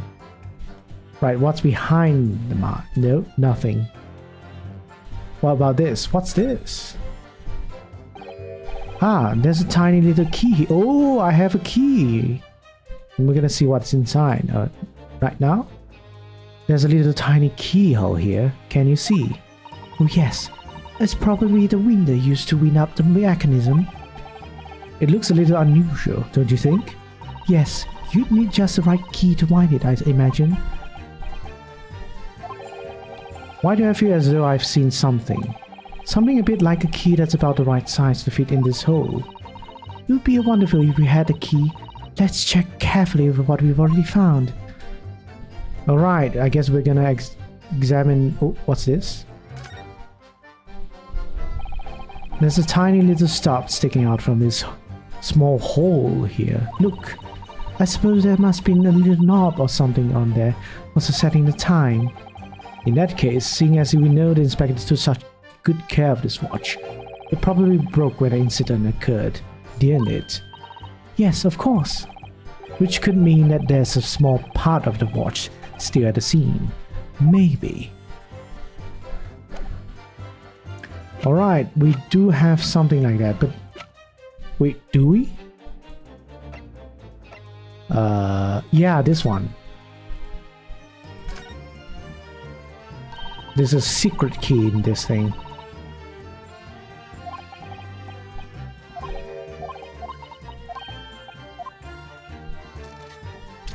Ka-chunk! Appears to be some sort... Yeah. Not the size. What is it for, I wonder? It's for the thing! Can I open it with this one? Mr. Sato, do you think perhaps this key could be the key for Inspector Gregson's watch? Oh, yes, it could be.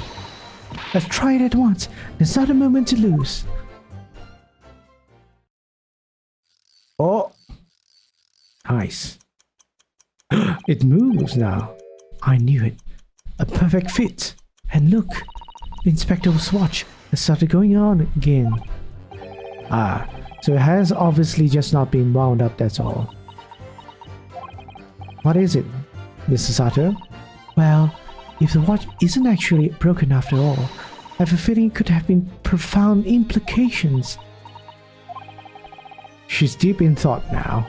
Perhaps I better start thinking deeply too. Inspector Gregson's pocket watch that he wound without fail every single day. Having wound it up, it started ticking again. Alright then. So I think that's pretty much we can do with evidence. Now with that evidence we can certainly know that the crime didn't happen during 5 p.m. as people were suggesting. It happened some time ago. Well, it would appear that the mystery of the moving notice board has been solved at least. And as predicted, it had very little bearing on the case. Ugh. Now then, continue with your cross-examination, please, counsel. Okay, don't know anything about it. I'm just assigned the crossroads of life. The words the reply bed. He's got a face that screams bored. I can't see how this changes anything anyway. The leg will still die when he heard a gunshot. I either have to press this or present the evidence, but I'll press it. It was 5 o'clock in the afternoon that you all heard the loud bang, wasn't it? Maybe the notice board fell over, or maybe it didn't. Maybe I fell over, or maybe I didn't. But Reaper's fate is sealed either way, because of the gunshot we all heard. So your fate's sealed too. My fate? That's right. The defense is fated to lose, and the prosecution to win. Man, you're very cocky, Kazuma. I don't like this version of you. In other words, it all hinges on that single gunshot. So if I could just find some problem with a part of their story, it may be possible to change all of our fate. Of course, none of that changes the fact that I heard what I heard, does it? Okay, so I do need to present something on that thing. Not much to go on. As you've pointed out, Miss Naruhodo, there's no question that the notice board was moved, so somebody must have done it. But it didn't happen after the event, so maybe Kazuma is right. Indeed, it's not relevant to the case. But it seems to have been deliberately positioned so as to hide the body from view. So I feel sure that there's some deeper significance to all of this. Yes, I know what you mean. I've no doubt there are more clues to be uncovered. You're on the right track, I can feel it. So follow your instincts. Right then. So I might need more proof.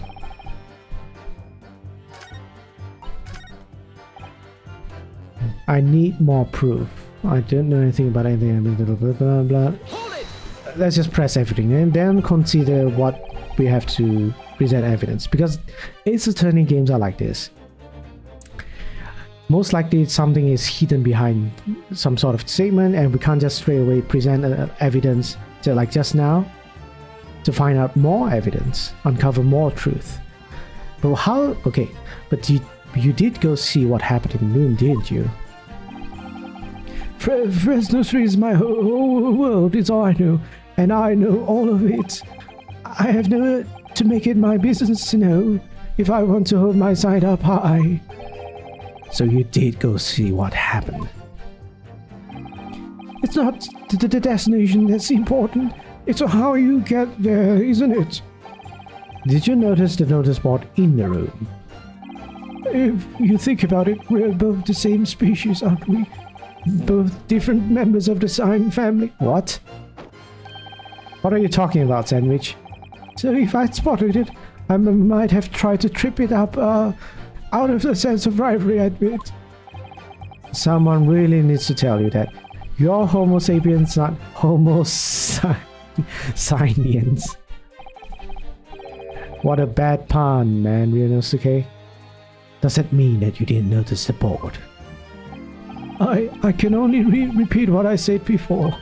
I don't know anything about anything. I'm just a bystander, just a sign across roads of life.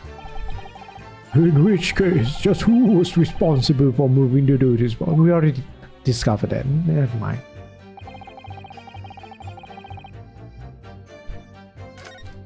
You know what? I feel like this is where I have to present the thing.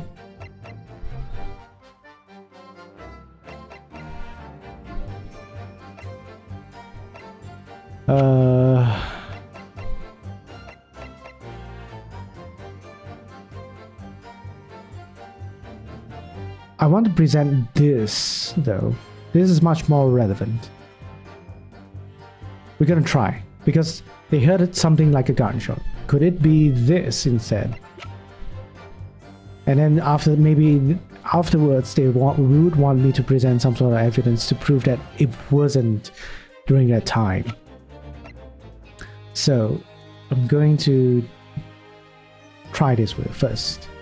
Objection. Nope, it's not. Ah, damn it. No. Okay, unfortunately we only have one life left, so I have to not waste everyone's time. I have to look up I have to look up a walkthrough on this. You know, because but I will tell you it's going to be something. You know what, I'm gonna try. The only statement I haven't cross-examined is this guy's statements. But I feel like it's not relevant. So that's my stance. The only thing I can think of contradicting it was the last statement about the gunshot not... everyone heard the gunshot. But was it really the gunshot? So I'm gonna like do this.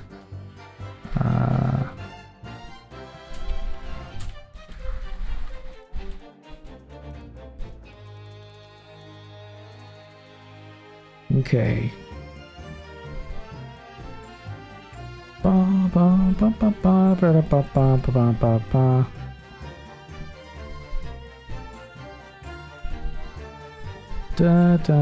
Press, policeman figure, present pocket watch on state. Okay, apparently I was right.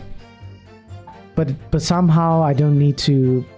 Somehow that statement could be a immediately contradict what the old man was trying to suggest. Okay then. Fine.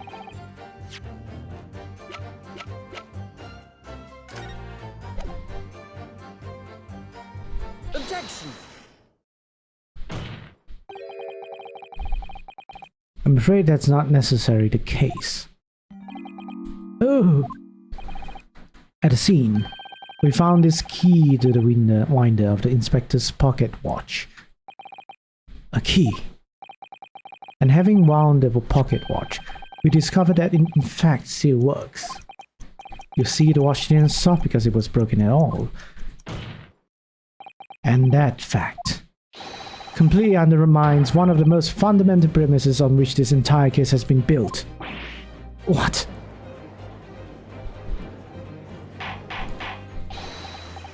Order! Order! Order! But Council, the watch was stopped at almost exactly 5 o'clock. Yeah, which is just when we heard the gunshot. It is exactly the hour.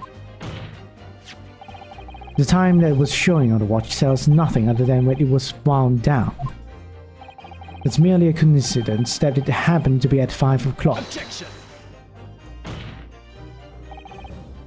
Even if that's true, the 3 witnesses here all heard a gunshot at 5 o'clock. So that's obviously when this crime was committed. Objection. No, that doesn't hold. Why not? Recall what Inspector Lestrade said only moments ago. The boss used to wind it up every evening without fail when he was waiting for his grub to come at the pub. Said he hadn't missed a day in the last 10 years, polishing it and winding it. It meant the world to him that watched it. The victim was in the habit of winding his watch once a day, in the evening. We can reasonably assume, therefore, that he wound the timepiece on the evening before he died as well. Yes, that would entirely be reasonable. But if that's the case, you wouldn't expect the watch to have completely wound down by 5 o'clock the following day. Oh, hey! Well, how did I explosion? In summary, the evening before the day of the incident, when the gunshot rang out in that room, the inspector was already unable to wind his watch. You can't mean. What would stop a man winding his watch if he's been in the habit of winding it every single evening for 10 years? The obvious answer is that he was already dead.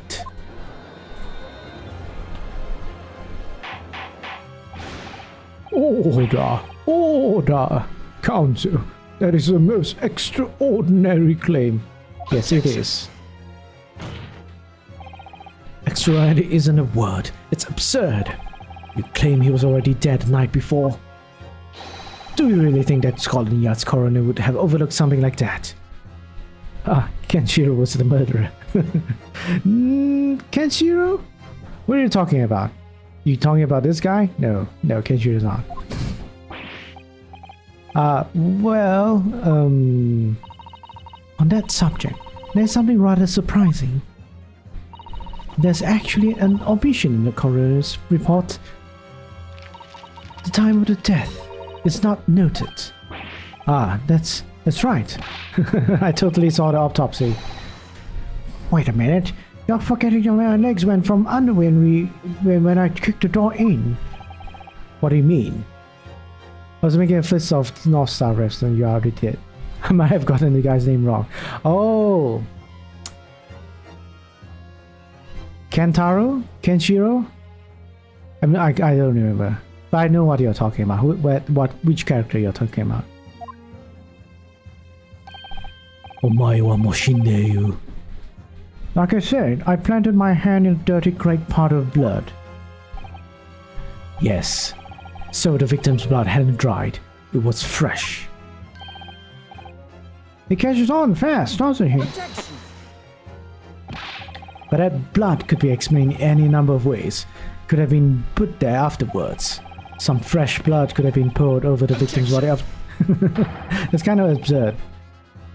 Does my learned friend think that fresh blood is available on every street corner? Well, it needn't necessarily be human blood, of course. We've been told previously that Scotland Yard has no way to identify blood as human.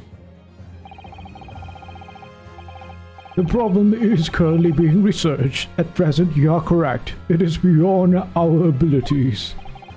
So then, a chicken's blood could have been used, for example. Chicken blood is probably very different from human blood.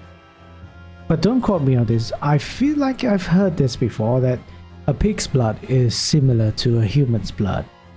But don't quote me on that. It's certainly a possibility that it wasn't the inspector's blood at all.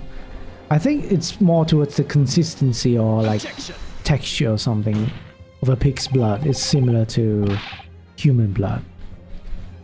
But the gunshot was heard at 5 o'clock in the afternoon. That's beyond question. Is it, though? What? Given that the time of death of the victim has already been called into question, it isn't beyond the realms of possibility that what these witnesses heard wasn't a gunshot at all. Oh please, what are you trying to say? Us lots knew what we heard, and it was a loud bang that came from that door.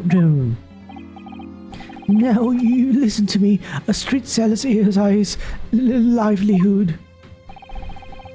Well, I'm not checking if it's chicken blood or not. Catch myself something dangerous. Indeed. But did you know Pig's blood. Pig's blood is a Chinese dish, or it's a Southeast Asian dish. An actual dish that humans eat. Basically, we don't drink the pig blood. We, I think, cook it to a certain consistency to make it look like some sort of a curd, like a bean curd texture. Then we eat it. I personally don't eat it. I tried it. I don't like it, but a lot of people like it. A lot of people do eat it. I don't doubt your ears, sir, but all you can state with certainty is that you heard a noise. Eh? Explain yourself then, Count Zhou. A noise that sounds like a gunshot. Could have been made with this. Take that! Well, the culprit could have used something like this, for example. Oh, really? The demonstration is in order, then, I feel. What? Yes, please. Show the court how you could use that to create... Wait, I'm wrong? We're waiting, Count Zhou. I may have been mistaken.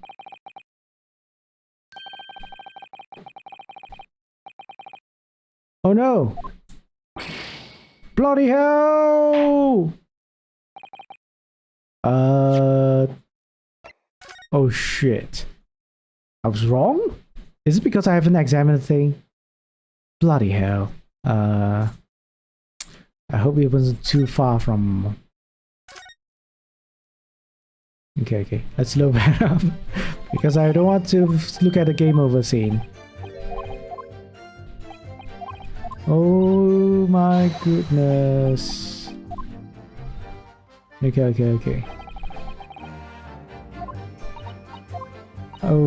Serves some in the Philippines last time I was there. They called it something similar to chocolate pork.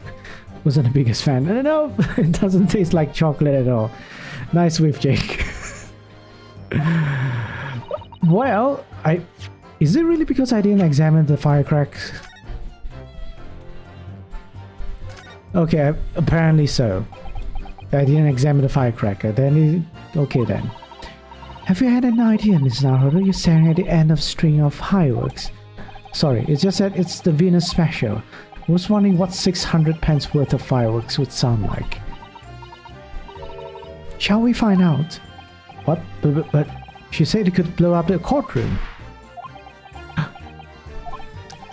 Alright, that was a fairly sizable bang. My ears are still ringing, Miss Naruto. It sounded almost exactly like... Bloody hell.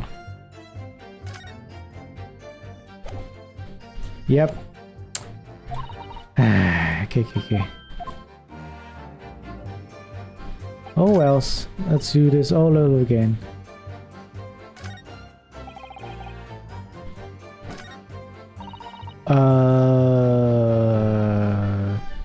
Did I get the evidence? Did I get the... Let me do this. Okay, I did get it. Okay, alright then.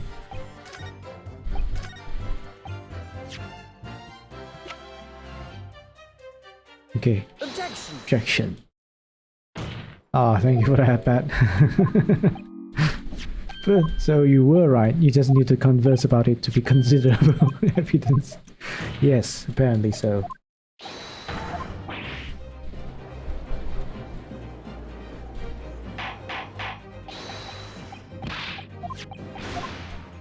This is why this game is like very convoluted.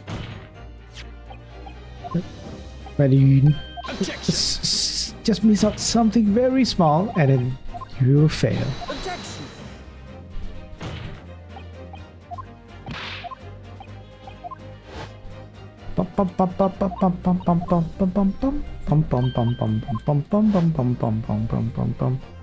Also, I'm not sure if Odaze is still here, but I do have redeems that make me say this Ace Attorney sounds. I'm just gonna demonstrate. And then this one. These are all voiced by me, by the way. Objection. Okay. Alright. Just for fun, alright? Just for fun. For people who are new, let you know they can redeem that. To scare me, of course. Nothing really. Okay.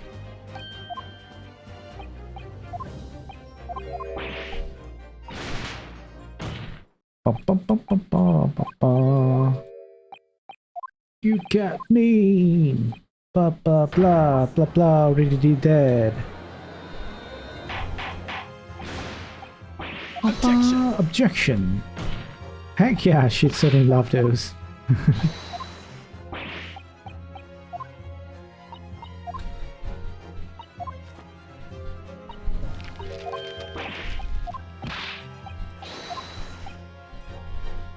Oh yeah, Odazi. Odazi's pronounced she and her. I do have to like maybe give it a note. Put a nickname note on her. Yo, oh, why? Did I say something wrong? Is it not? Or is it yes? Yes or no?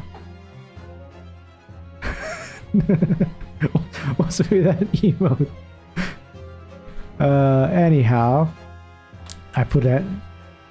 Let's continue.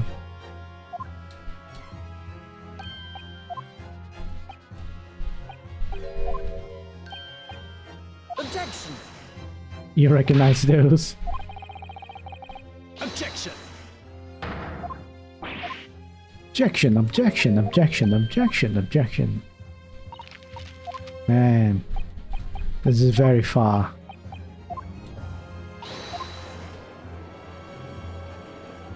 Objection.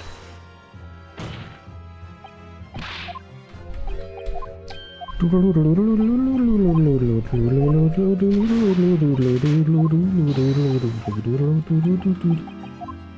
man, there's so much dialogue.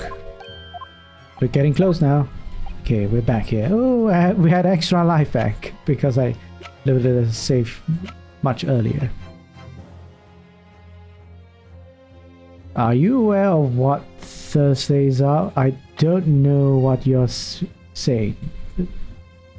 What do you mean by Thursdays are? Thursdays are... This guy's gotta let Sandwich have his restroom break. Take that. Throw it back Thursday. Throw back Thursday. Oh, wait. No, I still don't get it. What's in relation with the butt wiggling emote?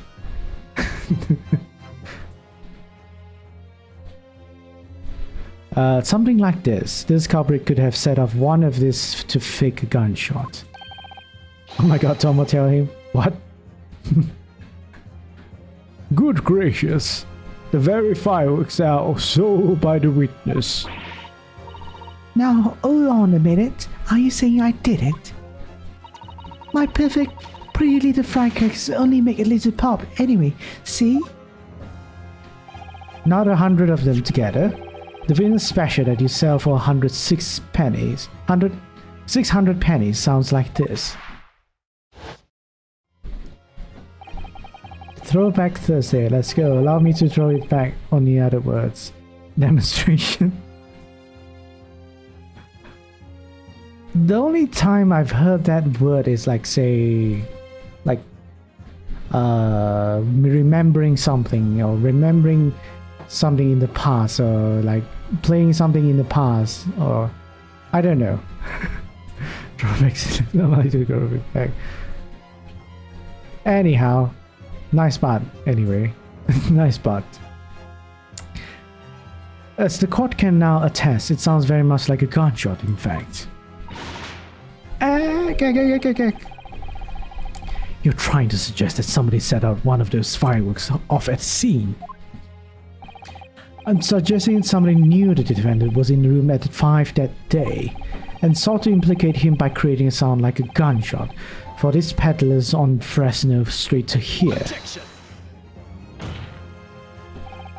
But even the accused himself has testified that he saw no one else in the room at the time.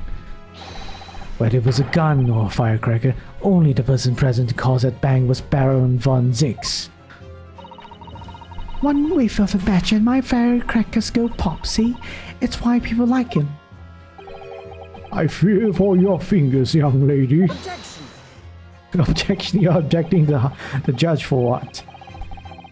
Recently, during my time here in Britain, I've learned of a very useful invention indeed.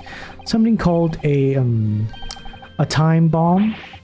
Good heavens, a bomb!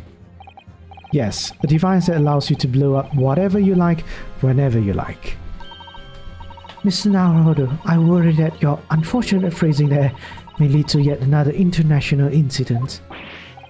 No. Wait, it's the whenever you like part that's important. A time device. Yes, exactly. A time device. Something of that nature could have been planted at the scene. A device that was able to produce sound of a gunshot long after the culprit had left. Your extravagant claim will have to be substantiated with evidence, counsel. What proof do you have to suggest in any way that the time device was employed to create a gunshot sound? That is a good question. That's a good question.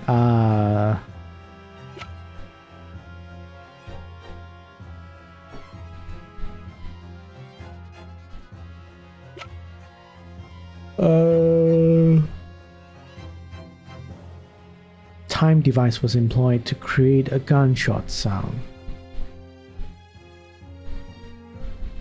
Can't be the wig. I don't think the wig has anything to do with the nothing to do with the time device. What proof do you have to suggest that the time device was employed to create a gunshot sound?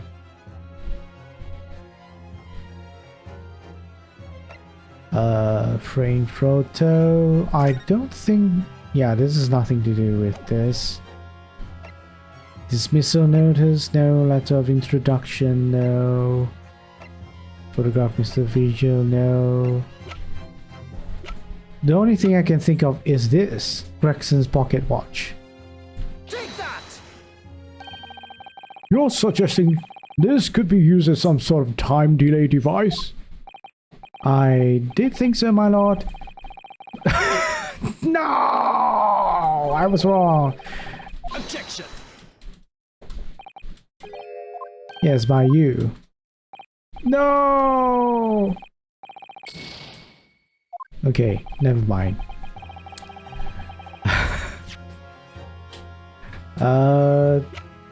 Do I have to examine this again?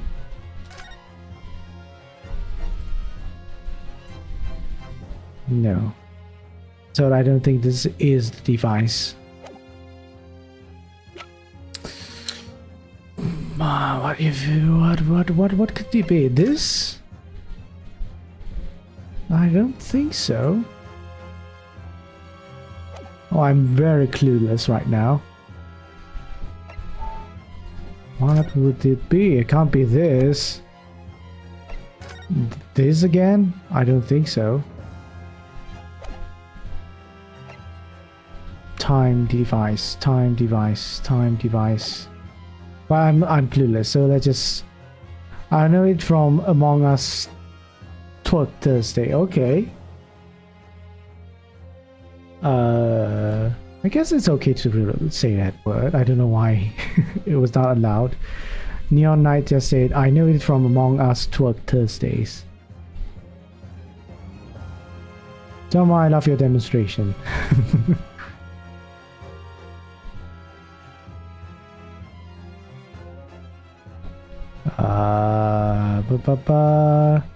When asked to prove of this, okay, apparently it's a candle.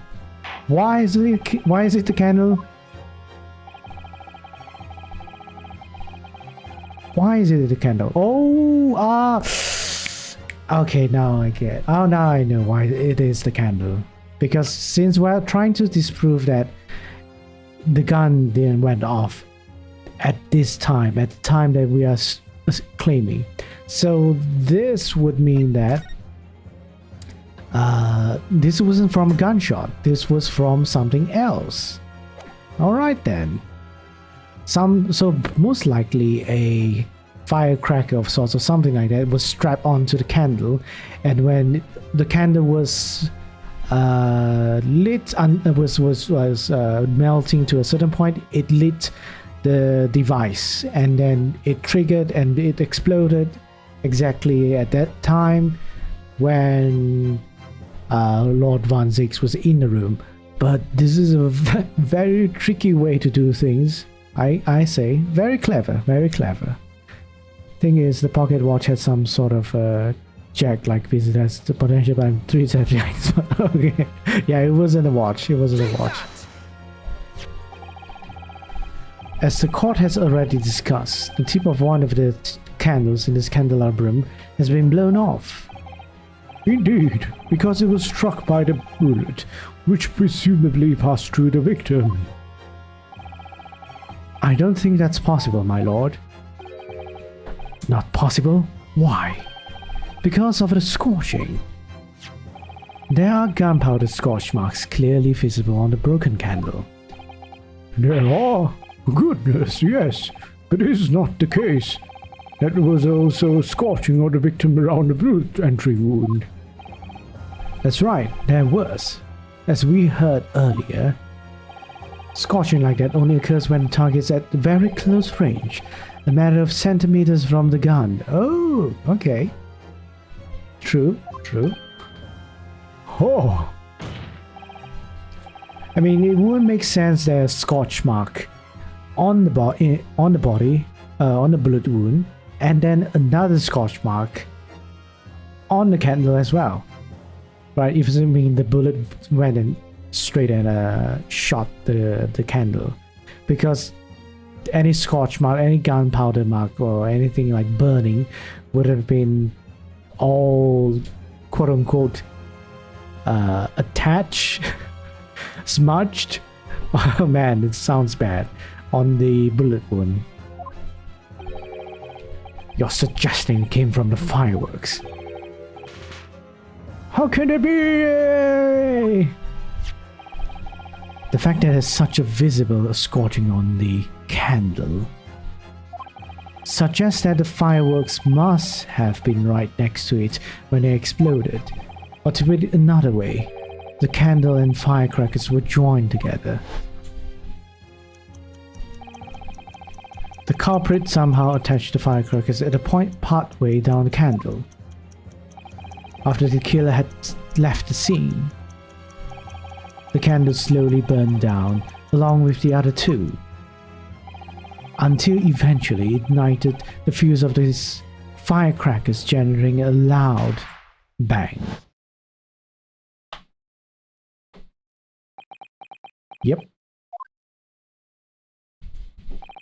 And that is how these 3 witnesses came to believe they heard a gunshot at 5 o'clock.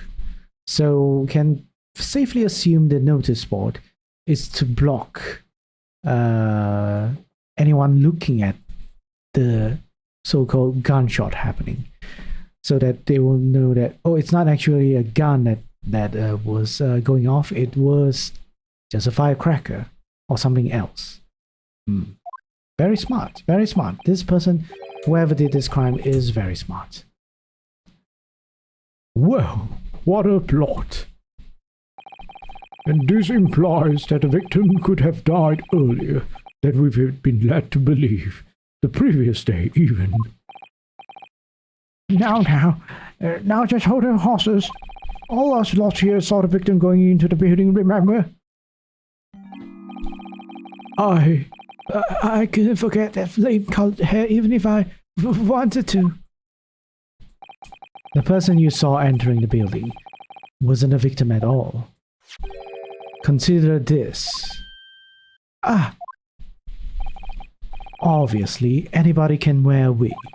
So the person that these witnesses saw entering the building 15 minutes before the incident occurred could easily have been someone else entirely wearing the red hairpiece. Someone else? Do you mean to say? It was the same person who contrived the firecracker trick.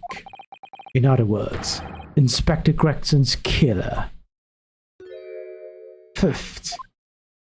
Ha ha ha ha ha.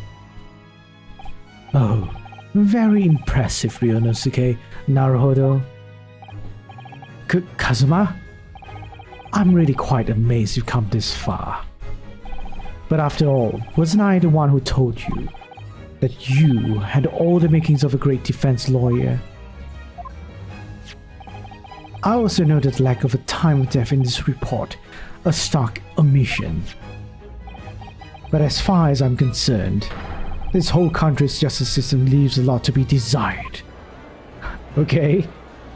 So his true intention is to mock the British justice system. Order! Order! Order! Prosecutor Asugi, what on earth do you mean by that statement? I hear that many of the leading members of Britain's judiciary are present to observe this trial today. So we cannot allow even the slightest doubt to be overlooked. The defense assertion about the time of death based on the victim's stopwatch is just conjecture. But while the possibility exists that my learned friend may be correct, we have a duty to explore it. Well, certainly I would agree with you. What immediately comes to mind is, of course, what was Inspector Gregson doing and where did he go on that day before the incident? Do you know? The inspector always carried out his investigative work alone. This is getting so intense, oh my god. It is, isn't it? His movements were treated as confidential within Scotland Yard. Even within the yard? However, considering the evidence we've been presented with so far, I'd say it's fairly apparent that what case the man was pursuing, wouldn't you, my learned friend? I do have a feeling about what case he might be investigating. For real, isn't it? Always has a new hook every time. Yeah, because this is just the beginning. This, the latter. Wait, the cases that are more at the end is always going to have a lot more twists and turns. And we're just at the first part of the trial. There's going to be more investigations, more trials afterwards. Yes, I agree, surely. My lord, the defense believes it can explain to the court the case that was being investigated by Inspector Gregson at the time of his death. Very well, counsel. Present your argument to the court. What evidence is suggested for the case being investigated by the inspector of the day prior to the incident?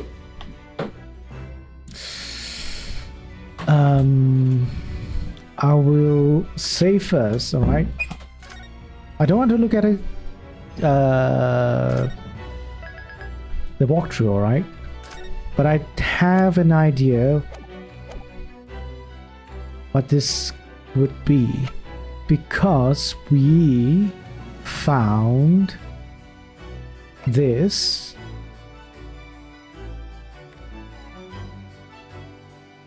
something over here. Take that! Oh no, it's not. Man. Ah, bloody hell. So what could it be?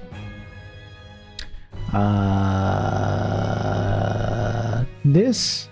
Yeah, that's my second guess. There was a photograph of Mrs. Virgil in this crime scene. Take that!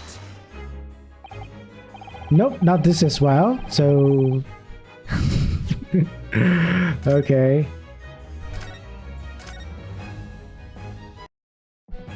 Alright. Third time's the charm, okay? Third time's the charm.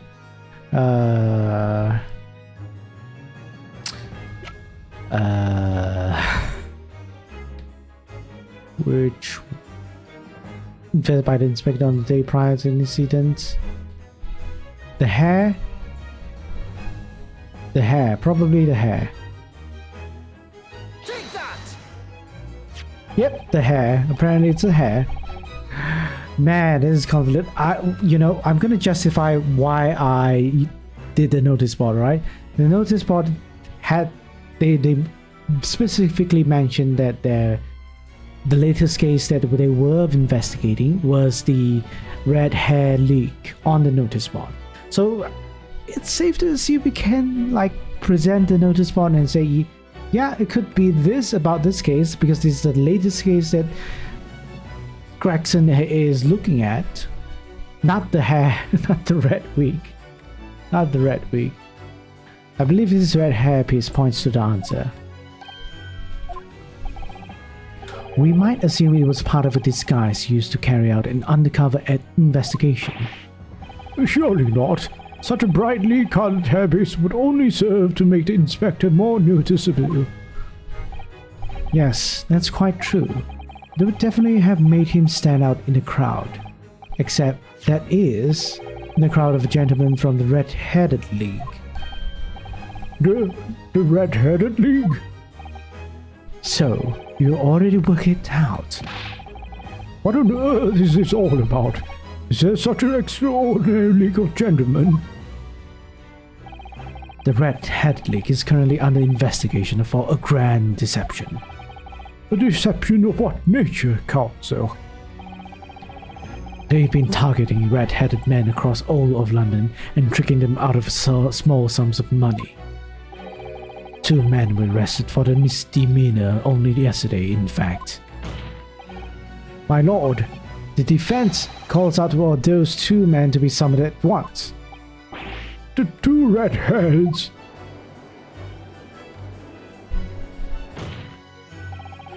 Inspector Gregson clearly infiltrated the Red-Headed League using this hairpiece, so it's very likely that he had direct contact with his criminals. And it's quite possible that such contact led to more serious events.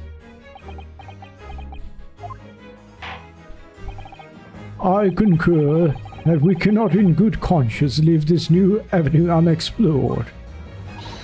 Alright, so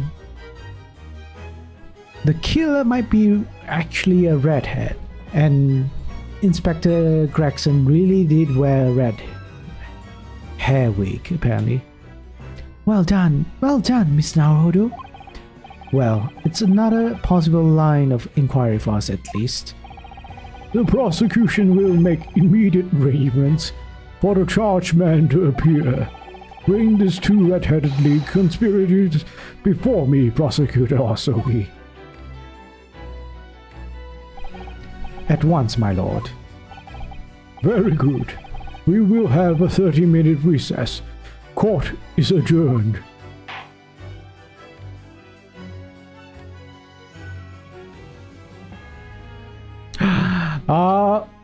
To be continued. So you know what that means? You probably don't know. Is for me, if it says that, then I'll have to end the stream because it would be the perfect cliffhanger for people watching my sessions. So sorry, this would be the end of the stream. Let me save this first. And we have to continue this next week because I'll be taking a break until Tuesday, so there'll be at least 1 more session. Same day. We'll immediately, when I come back, we'll immediately do another Ace Attorney stream. And yes, we're gonna find out what are the redheads. Who are the redheads? Apparently, what I heard from someone and in the chat, they are, one is an Italian and one is a French person. So this is gonna be interesting. I have no idea how to do Italian accent. I have some inkling idea of doing French accent because I've been practicing Duolingo via practicing French via Duolingo. No problem, pal. I am mad messed. You are okay. Well, this is pretty late in the game, but if you're interested in my previous sessions, they are all in my YouTube channel. I posted all of them in my YouTube channel. Even the first game. This is the second game to the Great Ace Attorney. So if you do want to, I'm gonna post this here. Yep, that's the link to my channel. So if you like to, everything's over there. I also post a bunch of other VODs as well. Quite recently, the last one was an ASMR reading of Carmilla by Joseph. I can't remember the full name, but yes, I did an ASMR reading for the first time. People like it somehow. I don't know why. People say that I have a good voice for ASMR, but I don't have a good mic, so I'm still on the fence if I want to do that. But yeah, there's a bunch of other things as well. Like I've done live seminars. I uploaded live seminars in there, talking about a lot of different stuff. And yeah, so thank you so much for being part of the stream. I hope you enjoyed this. Yeah, whenever I end my streams, I do the same thing what Audacity has done, which is to be rating someone. And most of the time, I'll be rating a mutual if we have a mutual. Yes, we do. We have a common, we have a regular mutual, a friend of mine. I would really recommend watching. She's a whale VTuber. She's called Kawaii Daffy. But not Shy Lily whale VTuber. Shy Lily is like a humanoid, anthropomorphic VTuber, whale VTuber. Kawaii Daffy here is an actual orca. Like her model is an orca, a killer whale. But she is very nice, very nice to chat with as well. So she's right now just chatting. I think she just started.